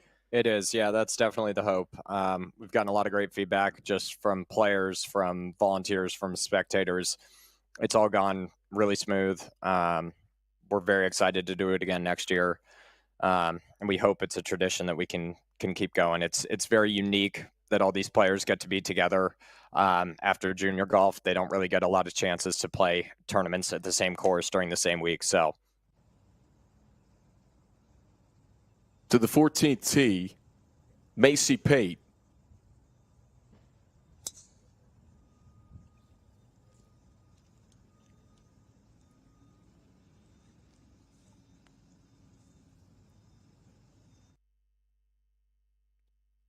Heading left over in the wiry stuff here at 14. Well, that's great. You know, and I think it's just an incredible job. You know, we talk about our volunteers obviously coming out this week, but, you know, 10 days removed from the U.S. Open. I mean, what an incredible job by you and your staff here at Pinehurst Resort and all that are involved in this North and South Amateur Championship. Yeah, I mean, I got to hand it to our very small team. There's only actually really 4 or 5 of us that run this event. We got our tournament director, David Galinsky, myself, 2 of our interns, Sydney and Ryan, and then our head professional, Matt Nunez. So it's really quite a small staff. But like I said, we couldn't do it without all those volunteers and all of our rules officials out there on course. So they make it all happen, and it turns out wonderful every single year. Well, I know that we appreciate you having us here at the College Golf Network to televise this North and South Amateur Championship and be able to showcase these great players in high-level amateur golf. So many great stories this week beyond just this final round coverage, and we've really enjoyed. We appreciate you guys having us. Absolutely, absolutely. I'm going to step out of the booth, and I'm going to go out there and watch some golf. All right, that was Nolan Miller, Championships Coordinator here at Pinehurst Resort. Thanks, Nolan. Thank you.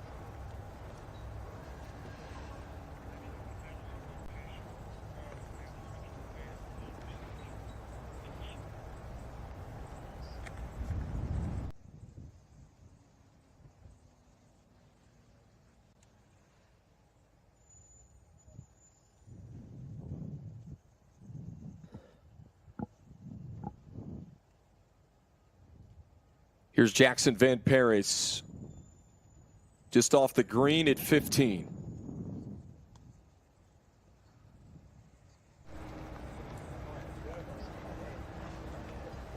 Just a little long for Van Paris, and this one's going to get away from him. That's the first one we've seen that's really gotten away from, honestly, from any of these players so far in the final matches. But again, that's always lurking around the corner at Pinehurst. Here's a look at 15. Give credit to our production crew for going out and getting this drone footage and these overviews of the beautiful course here at Pinehurst No.2. Kendall Lewis joined by Marcus L. That was Nolan Miller you heard from just a few moments ago. He is the championships coordinator here at the Pinehurst Resort. And folks, make no mistake about it, when you think of Pinehurst, this is a resort that hosts a ton of amateur golf events, not just on No.2, but plenty of their other courses as well. You've got the U.S. Kids Junior Championships that comes, the U.S. Open 10 days ago, the North and South Amateur. Plenty of other junior tournaments coming to the Pinehurst Resort as well. And, you know, Marcus, I think that speaks credit to Nolan and the rest of his staff here, that they have continued the tradition and continued to really promote junior golf and amateur golf in so many different ways. Yeah, very, very healthy support of amateur and college golf, junior golf as well. Every time I come down here, I don't live too far away. They're always hosting something. Wake Forest even hosts a college event here. I think it's in first or second week of March as well. So very, very, very supportive culture of everything non-professional golf, but obviously the U.S. Open, they do that as well.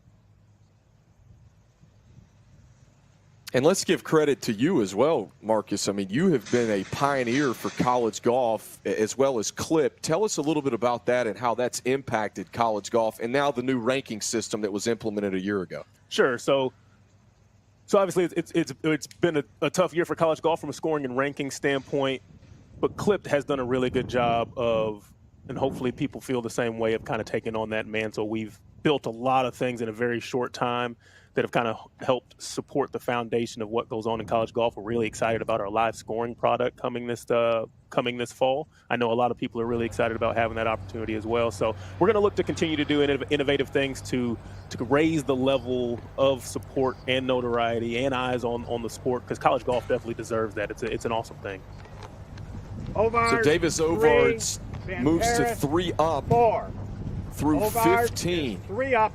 And a chance to win the North and South Amateur Championship if he can claim the 16th hole.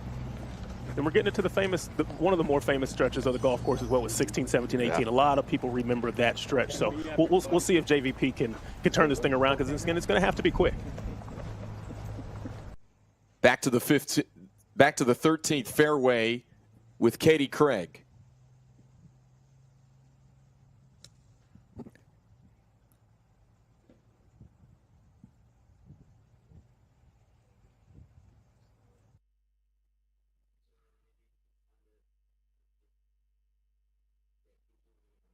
A correction, the 14th, and Craig's going to find a piece of the green.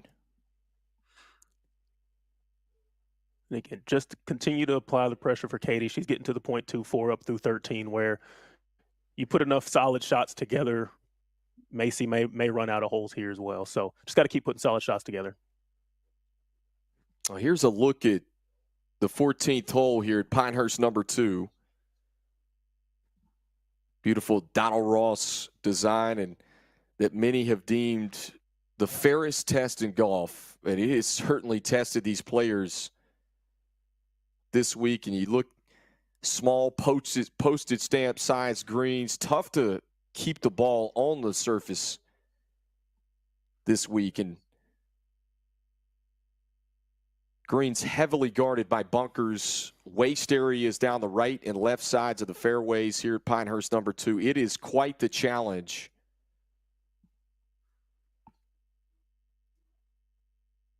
for any player that steps foot here at Pinehurst No.2. And that pin is all the way back there today, too. Again, I don't know if It's tough on any broadcast to kind of get the idea of how severe these greens are unless you're kind of standing right there.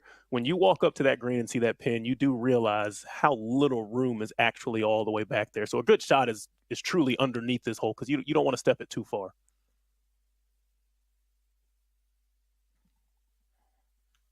And we certainly encourage any of you to can come out and watch the North and South Amateur Championships in future years. Please do so. This is a incredible event, high-level amateur golf.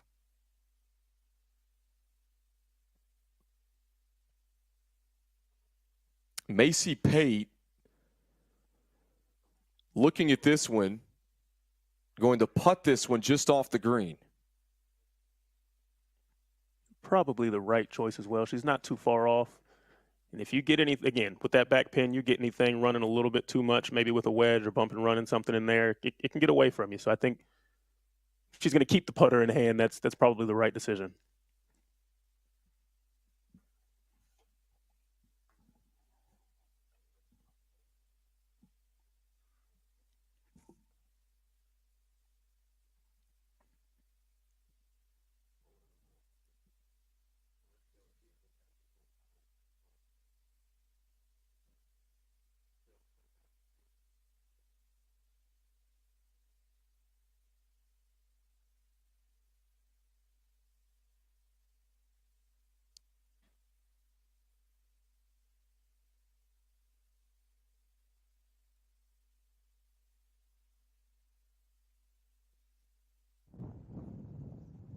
Pate, great speed from off the green. Yeah, that's well done. Very well done. Great pace there. Shouldn't have much left there to clean that up for par. Katie Craig, who is 4 up through 13 holes, lining up her putt for 3.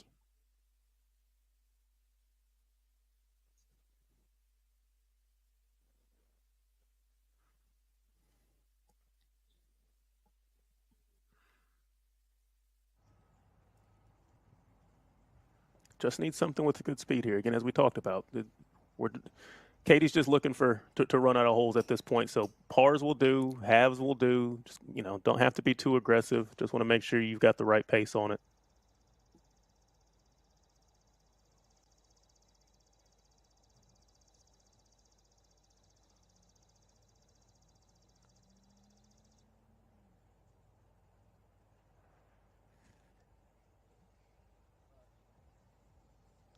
Pretty solid effort there. Yeah. May still a little bit of work left, but pretty solid all around. Great speed for Katie Craig, who will have a short putt for par.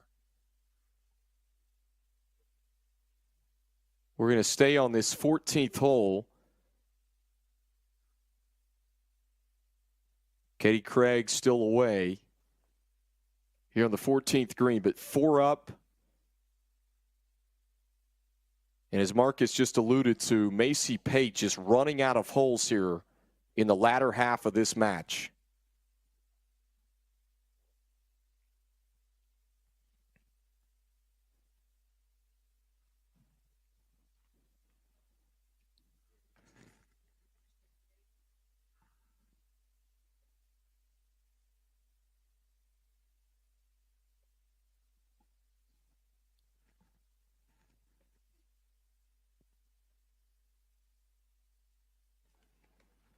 So Craig is in for 4.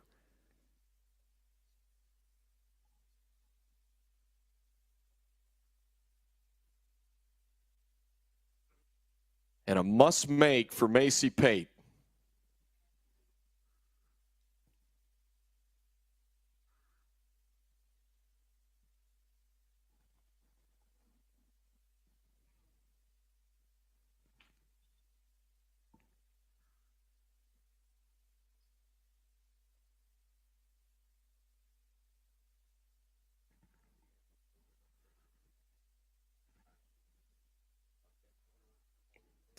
So Katie Craig will remain 4 up through 14 holes. Craig a chance to win the match with just 4 holes left to play. And now we take you to the 17th with Davis Ovard in the right fairway bunker. And this is a challenging hole. You know, one of the longer holes on the course, kind of gets into that corridor before you get to 17, before you walk back up 18. Longer hole, kind of downhill to the left. The green's not easy here. So this is, for both of them, about all you could ask for, especially at this critical moment in the match. Have to put together a string of good shots. You saw Jackson Van Paris right there. He is in the fairway, almost dead even with Ovard.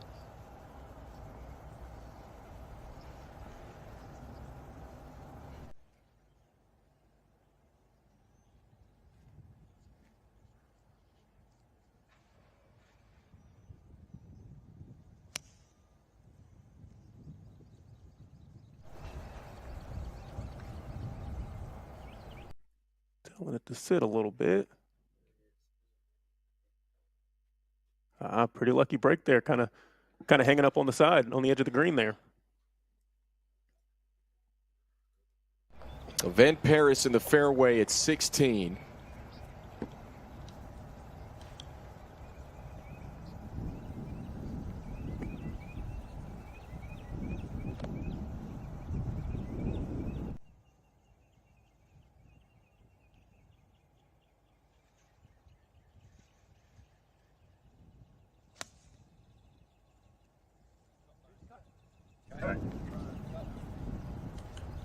Van Paris eyeing this one, and it's going to be long.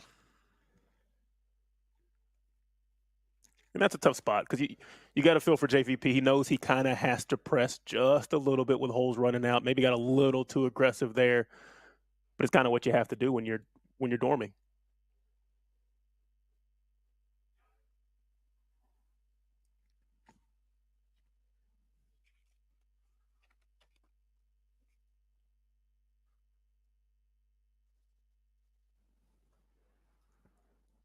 As we mentioned, Davis Ovard 3 up through 15 holes. They have both missed the green here at 16.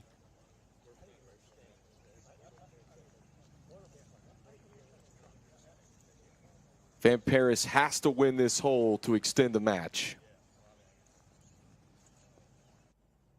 We'll take you back to the 15th tee from 170, Macy Pate.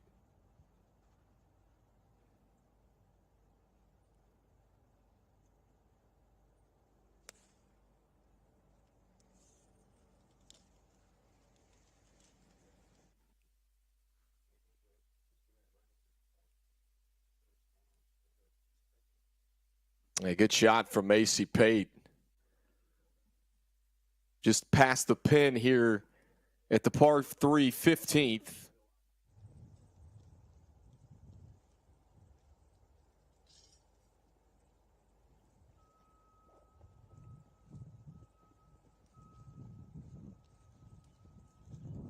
And Katie with an opportunity to close things out here on the 15th, Marcus, and similar to the men's action, keeping an eye on both of these matches right now as Davis Ovard walks up the 16th fairway. We mentioned this is a must-win hole for Jackson Van Paris to extend the match. Yeah, and for both leaders of each of those matches, again, maybe nothing flashy, a couple really good shots in spurts, but they've really put themselves in prime position as many times as possible, and that's kind of what's led to their lead. They didn't hole out from a lot of places, a few birdies here and there, but really keeping the ball in play and being in position is really what's got them this lead.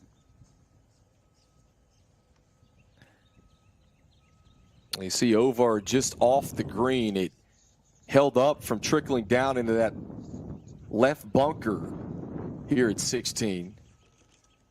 Jackson Van Paris went long on his second shot.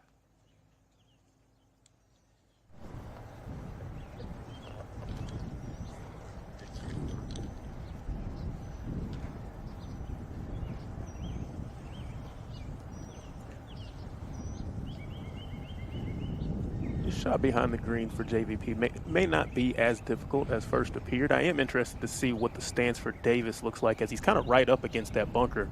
Kind of looked like a lucky break to start, but it'll be interesting just to see if if he's got a normal stance, if he has to aim somewhere else, maybe some feet in the bunker or something of that nature. But we'll see what shots they pull off.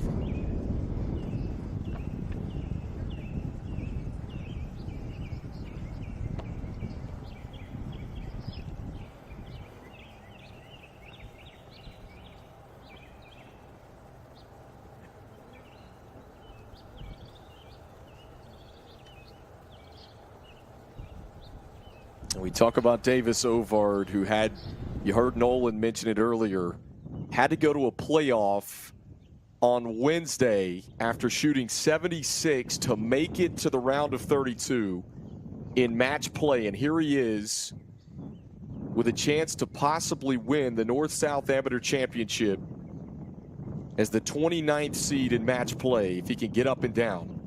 Clearly plenty of room there as far as stance goes. So this should be pretty straightforward. I expect him to hit a pretty solid one here.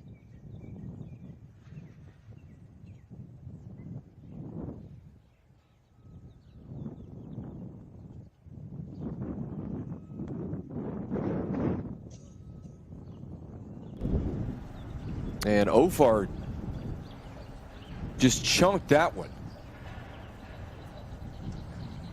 Definitely didn't handle that one the best. You'd hate to say it's a little bit of pressure, but he's definitely got some work to do, and maybe an opening here for Jackson Van Paris. A door wide open for Van Paris to be able to extend the match possibly here.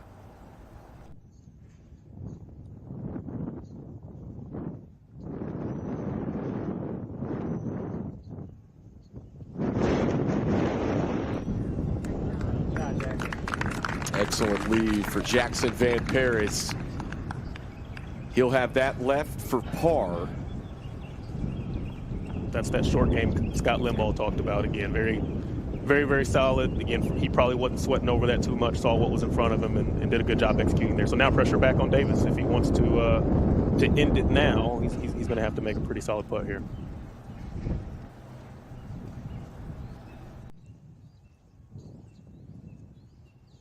So now we'll take you split screen with Macy Pate getting set to putt.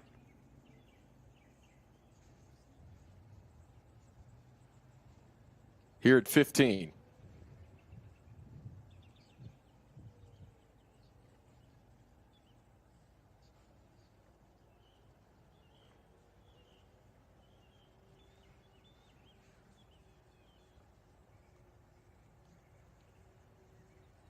Great roll. Wow, just burns the edge.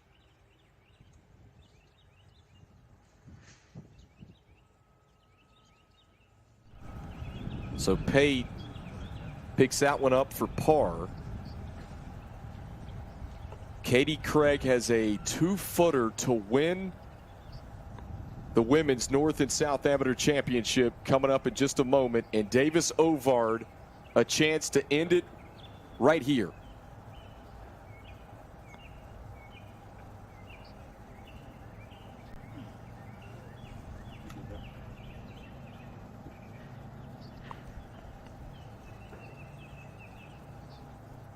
A little bit of an opening, like we said, for JVP.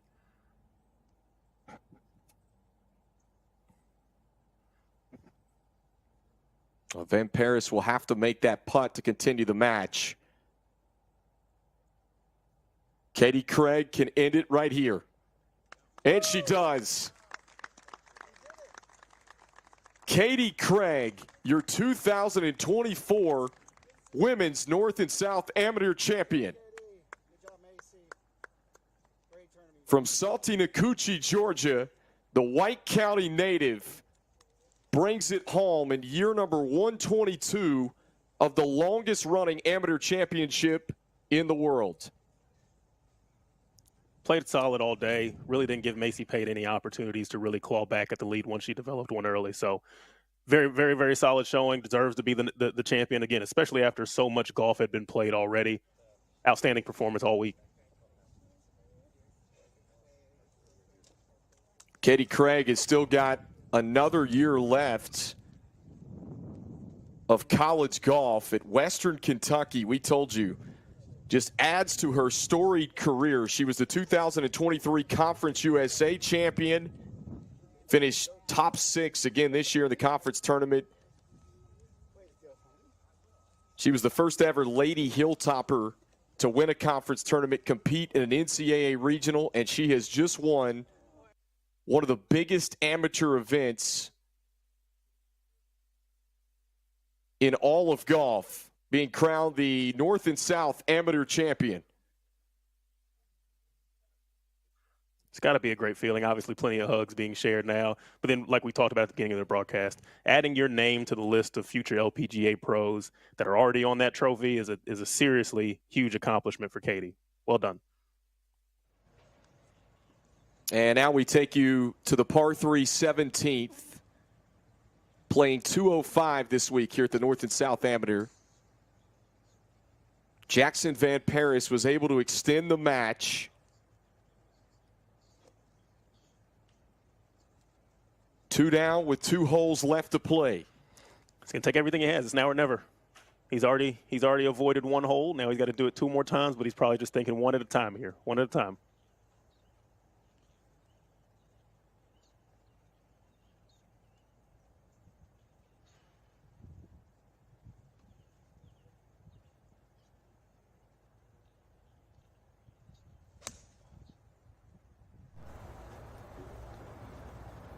Van Paris staring it down. Excellent shot. Throws a dart to about 6 feet here at the 17th. Yeah, big time shot there. Big time shot by JVP. Exactly what you need in this situation. Going first, again, there is an advantage there. Now you put the pressure back on Davis, and he's going to have to step up and hit a quality shot too if he wants to end it now. Again, Davis Ovard 2 up with 2 to play.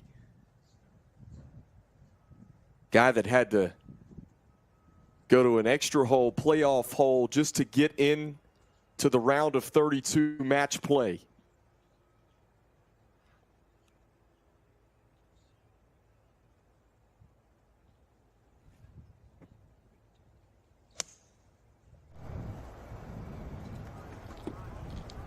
This one's heading right on Ovard. That could be a difficult 2-putt from right there, Marcus. It is, and you got to be, you've already seen what JVP's done, and he's got a really good chance with his short game to knock one in there. So we'll see what it turns out. Well, Katie Craig was just crowned the North and South Women's Amateur Champion moments ago. Davis Ovard trying to do the same thing. He's 2 up. Here on the 17th hole, as you get a look. Great job by our production crew here at College Golf Network. We appreciate you being tuned in from wherever you may be on the College Golf Network.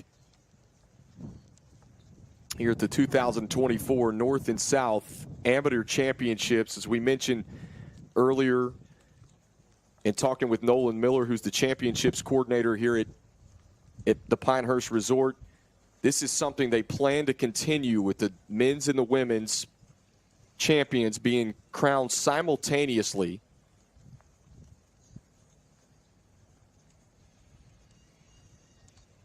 I think that's a great way to do it, too. Again, as we just had the excitement of a women's champion. Now we followed it up with a men's champion. It could have went the other way, but just having them both at the same time is awesome. Whether there's a U.S. Open here next year or not really doesn't matter. As much fun as we've had broadcasting both the men's and women's championship at the same time, this is a win, I think, for the event. Davis Ovard walks up to the 17th green. His older brother Dawson Ovard played his college golf at SMU. We mentioned it earlier. He has Mark Eberle on the bag this week, who is a Pinehurst area caddy, who was also on the bag just a few years ago, back in 2021, for Luis Dabelar, who beat Jackson Van Paris in the final round of that 2021 North-South Amateur Championship.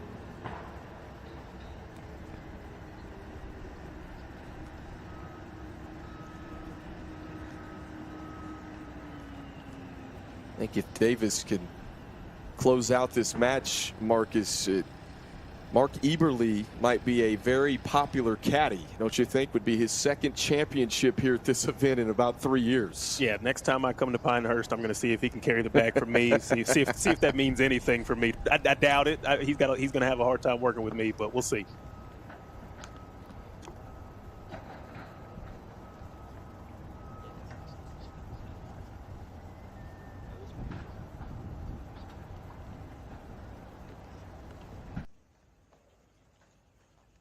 If I'm Davis here, I don't want to get too far ahead of myself. You know, obviously you see JVP hit one in there good. You don't want to panic. He's still got to come beat you. He's still got to make one. You still want to take care of your business.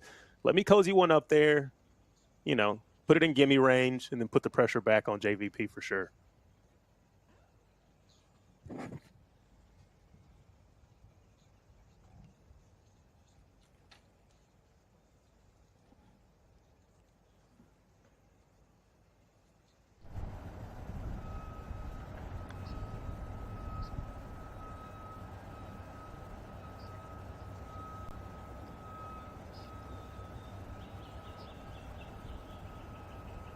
Ovard with a chance to win the match.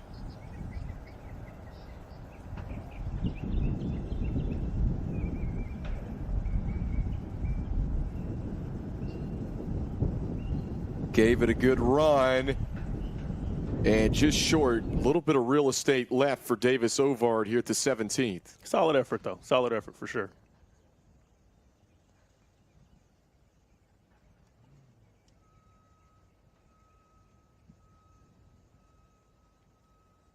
And a must-make for Jackson Van Paris. Absolutely. If you're JVP, you don't even want to see Davis putt the next one.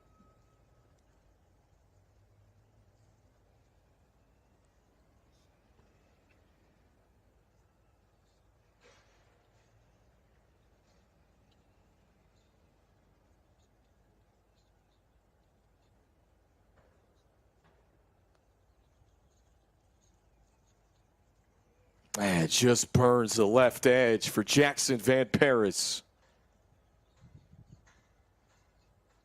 That one's got to sting a little bit. Just because that's one of the better looks you'll get on that green. He hit the perfect shot off the tee. So that one's for sure got to sting, knowing it's a makeable one.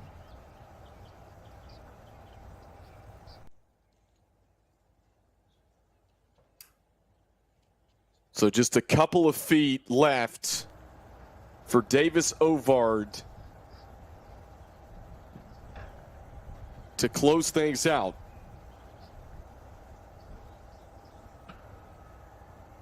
One of the more incredible stories you will find going back in the history of this North and South Amateur Championship.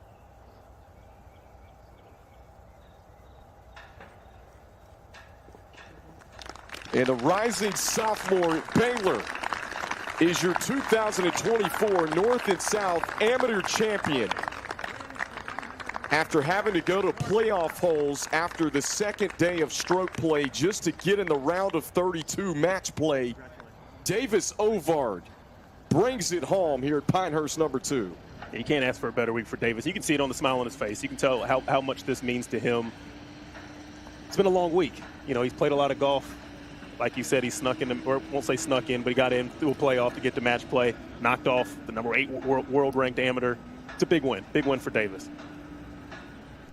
How about this story? Shooting 76 on this course on Wednesday in stroke play, and look at the hugs, his family in attendance. We mentioned an incredible backstory. Fired a 66 on number 8 the first day of stroke play. And able to win this one over Jackson Van Paris.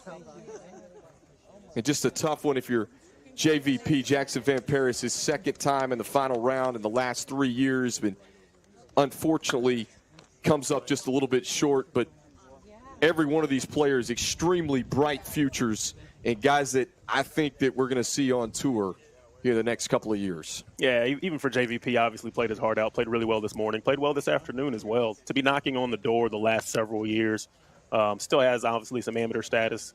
Continuing into his college career, I wouldn't be surprised if it's a name we're talking about in next year's event if he decides to play as well. So we won't be the last we see of JVP, but obviously congrats to Davis as well.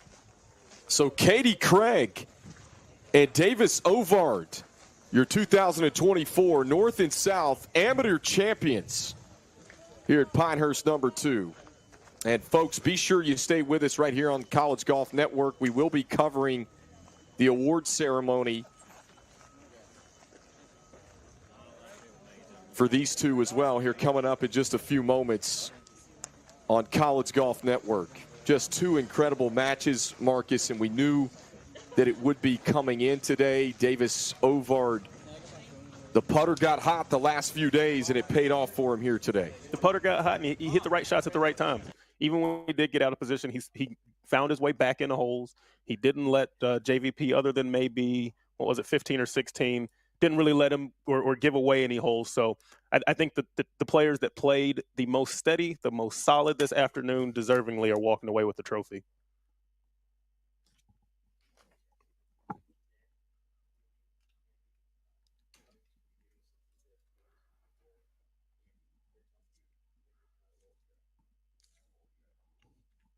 So they get set to present the awards here at Pinehurst No.2. And there's the hardware. Excellent job by our camera crew, our production crew, bringing you these angles here today. And these two will join a long list of coveted names in the golf world as champions of the North and South Amateur.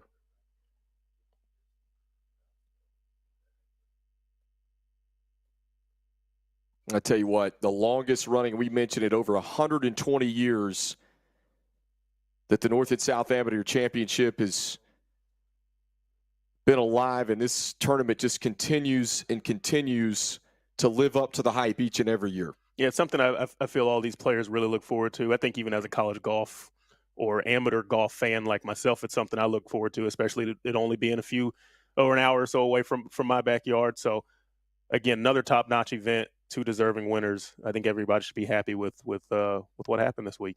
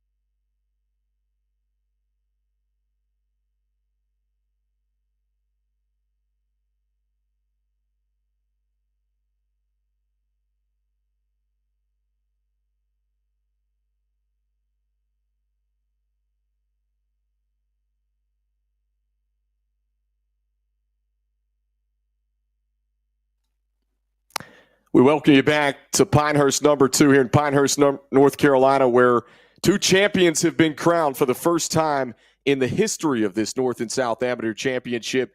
Congratulations to Katie Craig and Davis Ovard, your 2024 North and South Amateur Champions, as they get set to be presented the trophy right here at Pinehurst No.2. We're going to step aside here for just a moment. Be sure you stay with us right here on College Golf Network as they present these trophies here momentarily.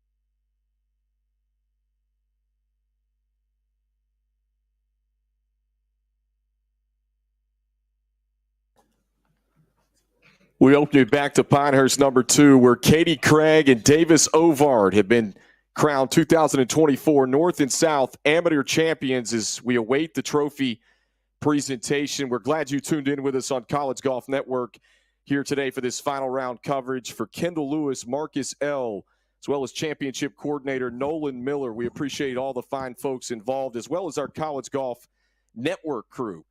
Some excellent camera operators and production folks making these angles happen for you today.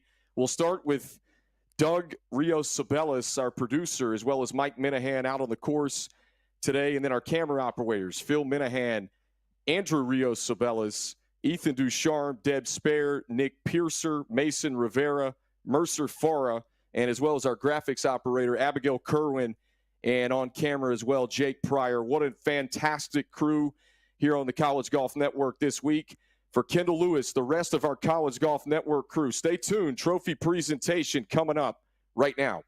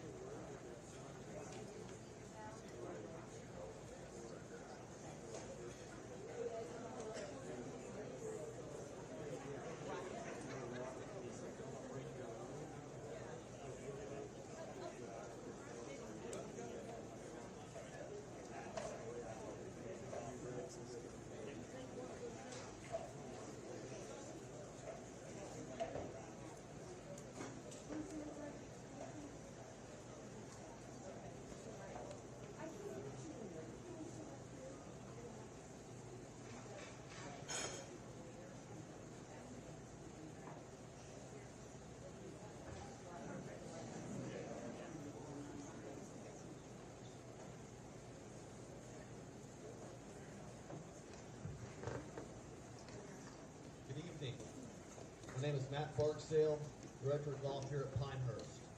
On behalf of Pinehurst Resort and Country Club, welcome to the men's and women's North and South Amateur Trophy Ceremony.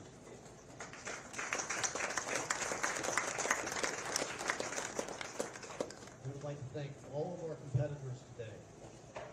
We will once again award 2 Butter Boys and add 2 individuals to our rich history of North and South Amateur Championship.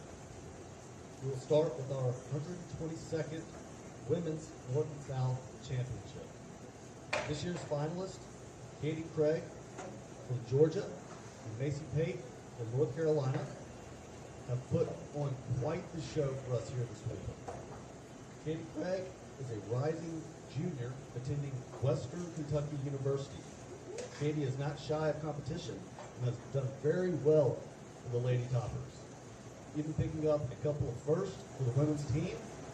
She also logged 5 top 5 finishes this year for Lady Toppers.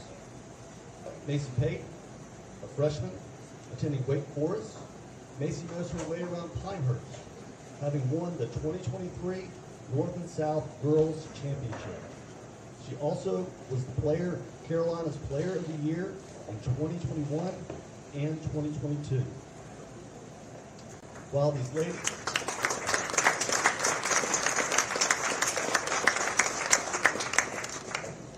ladies have already made a name for themselves in the golfing world, it's safe to say their footprint just got bigger. Let's give them a well-deserved round of applause.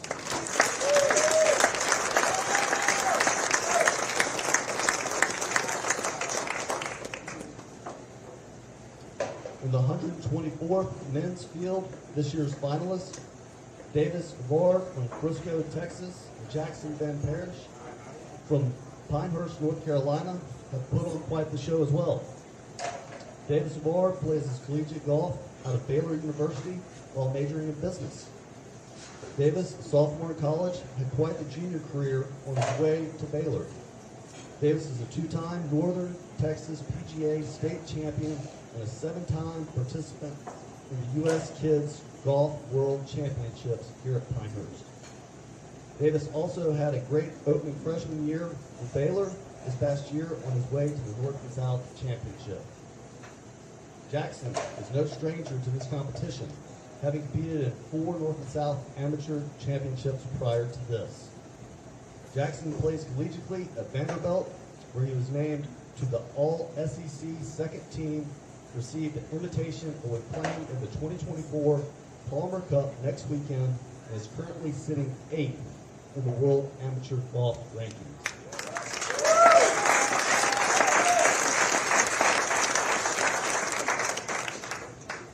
In addition to the players, we have many to thank for this year's championship. I'm proud to introduce to you David Galinsky, Tournament Director for the North and South Amateur Championship.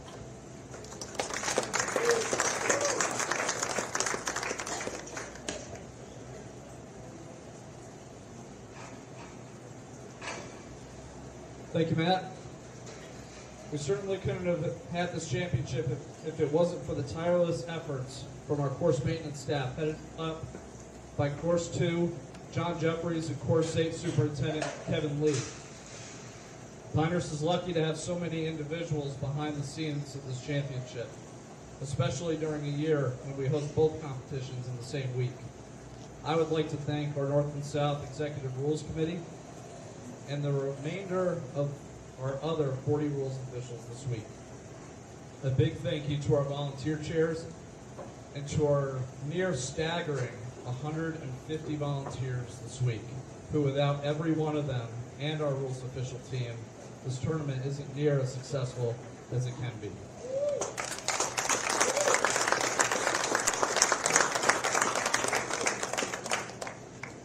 We've been able to assemble a professional and experienced rules team to continue the integrity of our championships. All of our volunteers put a lot of time and effort into this championship. Our Pinehurst Country Club members make up much of our volunteer corps, and it's incredible to see how they embrace the North and South each year. This is a uniquely Pinehurst event, for Pinehurst, by Pinehurst. All those standing or sitting behind me, you are what makes this tournament so high caliber. Another round of applause, please.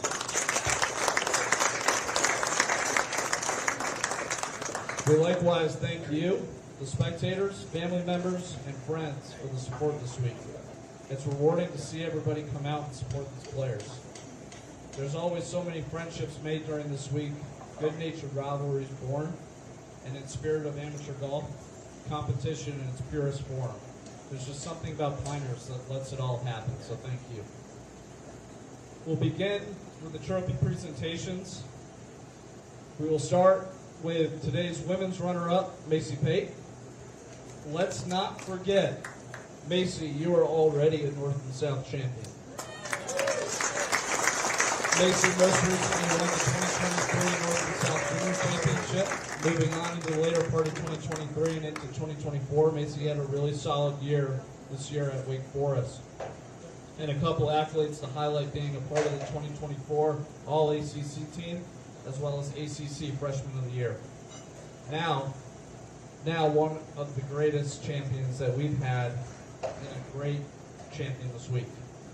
Great playing, and thank you for putting on a show for all of us this week. At this time, I'd like to welcome to the podium our runner-up champion, Macy Pate.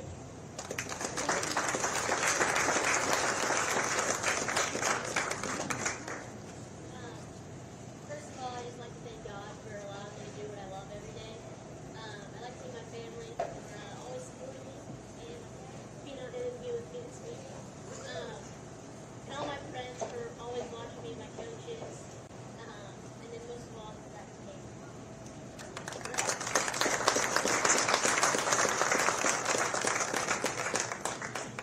Thank you, Macy. Now for the 122nd champion of the Women's North and South Amateur, Katie Craig. Katie, what a fantastic couple of years you've had in golf. I read up a little bit on your collegiate career recently since you were in the field. In 2023, Katie won the Conference USA Individual Champion title, becoming the first lady topper to do so. This year, Katie has scored several top fives, including a fourth place finish in this year's USA Conference Championship. This isn't Katie's first North and South either, as she also made match play last year in the 121st playing in the Women's North and South Championship. Katie, thank you so much for allowing all of us to watch you play this week. We are truly honored to have you as a champion. In addition to winning our championship Putterboy Trophy, Macy's name, or Katie's name, will be posted on the perpetual wall and join other great players such as Babe Saharius, Morgan Pressel, Danielle Kang, and Gabby Ruffles. She will also have a dedicated locker in the North-South locker room. Please join me in congratulating and welcoming to the podium Katie Craig.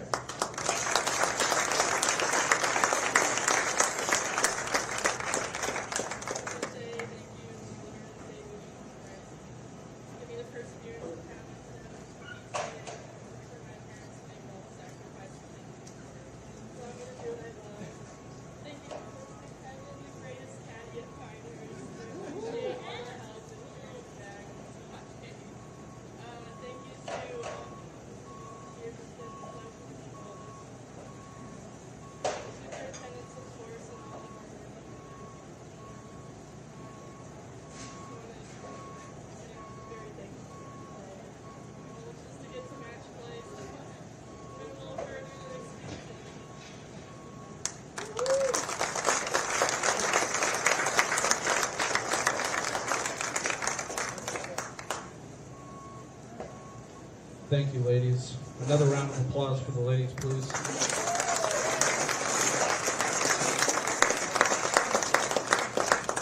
Now for the men's field. We would like to recognize our runner-up men's champion, Jackson Van Paris. Jackson grew up right here in Pinehurst, North Carolina, having played in high school golf at Pinecrest High School. Jackson, I think I speak for everyone, year after year, he put on a show over the course of this competition. This year was no different, having almost medaled again this year and putting us all on course record watch again on Wednesday while you're 5 under through 6 holes. At this time, I would like everyone to please help me welcome to the podium to say a few words our runner-up champion, Jackson Van Paris.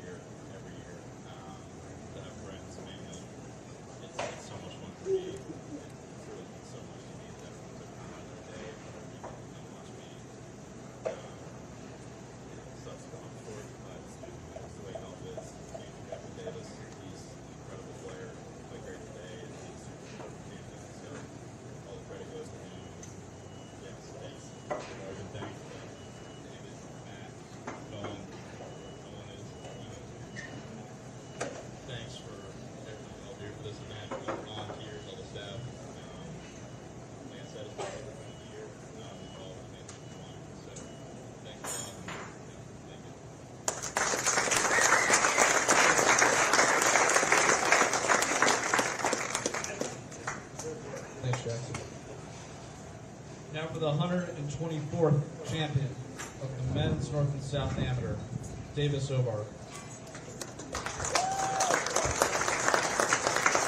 As mentioned prior, Davis is a top junior competitor out of Frisco, Texas, prior to committing to Baylor University, where he's played 1 year collegiately already. Davis, I know we have seen you play so many times here at Pinehurst, given your history with U.S. Kids World Championships, but it was certainly exciting to see you elevate yourself even more this week. I have no doubt that we will see you at the top of our leaderboard for the next few years to come. At this time, please join me to the podium, our runner-up, our champion, Davis Ovard.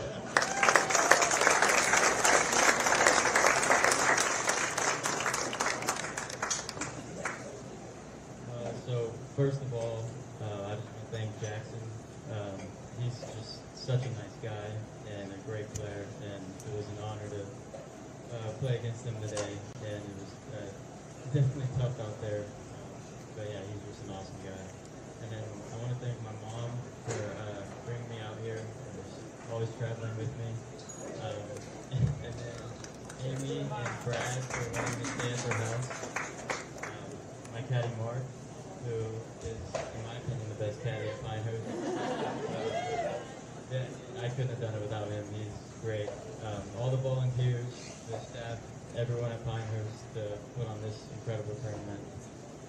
All my friends for watching on YouTube, and yeah, just thank you to everyone who made this tournament possible.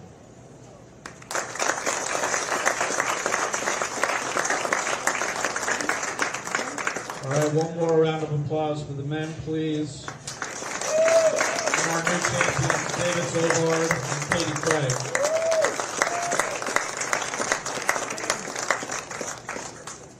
On behalf of Pinehurst Resort Country Club, Katie and Davis, and the North and South Tournament Committee, and all those that make up our championship, and the spectators that were out there watching you today, thank you for the wonderful show that you put on.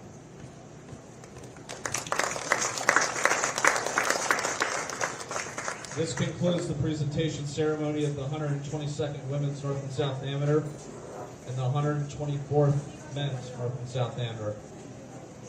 Many thanks, and we are looking forward to next year.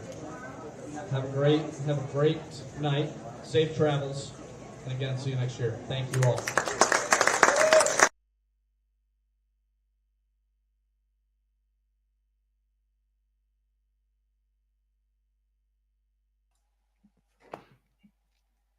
We welcome you back to Pinehurst #2, where Katie Craig and Davis Ovard were crowned 2024 North and South Amateur Champions. As the trophy ceremony concludes, once again, we want to thank everyone here at the Pinehurst Resort for having us at College Golf Network here this week. As again, we talked about what a incredible event, the longest running amateur event in the world to date. Folks, be sure to tune in to College Golf Network tomorrow. It's the Chicago Adaptive Open, the inaugural event at Cog Hill Country Club. That will be right here on collegegolfnetwork.com tomorrow in the College Golf Network YouTube channel. And then we come back to Pinehurst area later in July on the 17th over at Forest Creek Country Club. That's Grant Horvat's and Anna Friend's Drip Golf Series. Be sure to tune in right here on College Golf Network as well. And we've got a couple of giveaway winners that we'd like to announce. Alex Kelly, as well as Andrew Rios Sabelas, who was on our crew this week, and Nick Pierce, our giveaway winners, CJ Best as well, Mickey Ryback, and those are the 5 giveaway winners here on College Golf Network. We appreciate each and every one of you for tuning in. We say so long from Pinehurst #2 at the North and South Amateur Championships.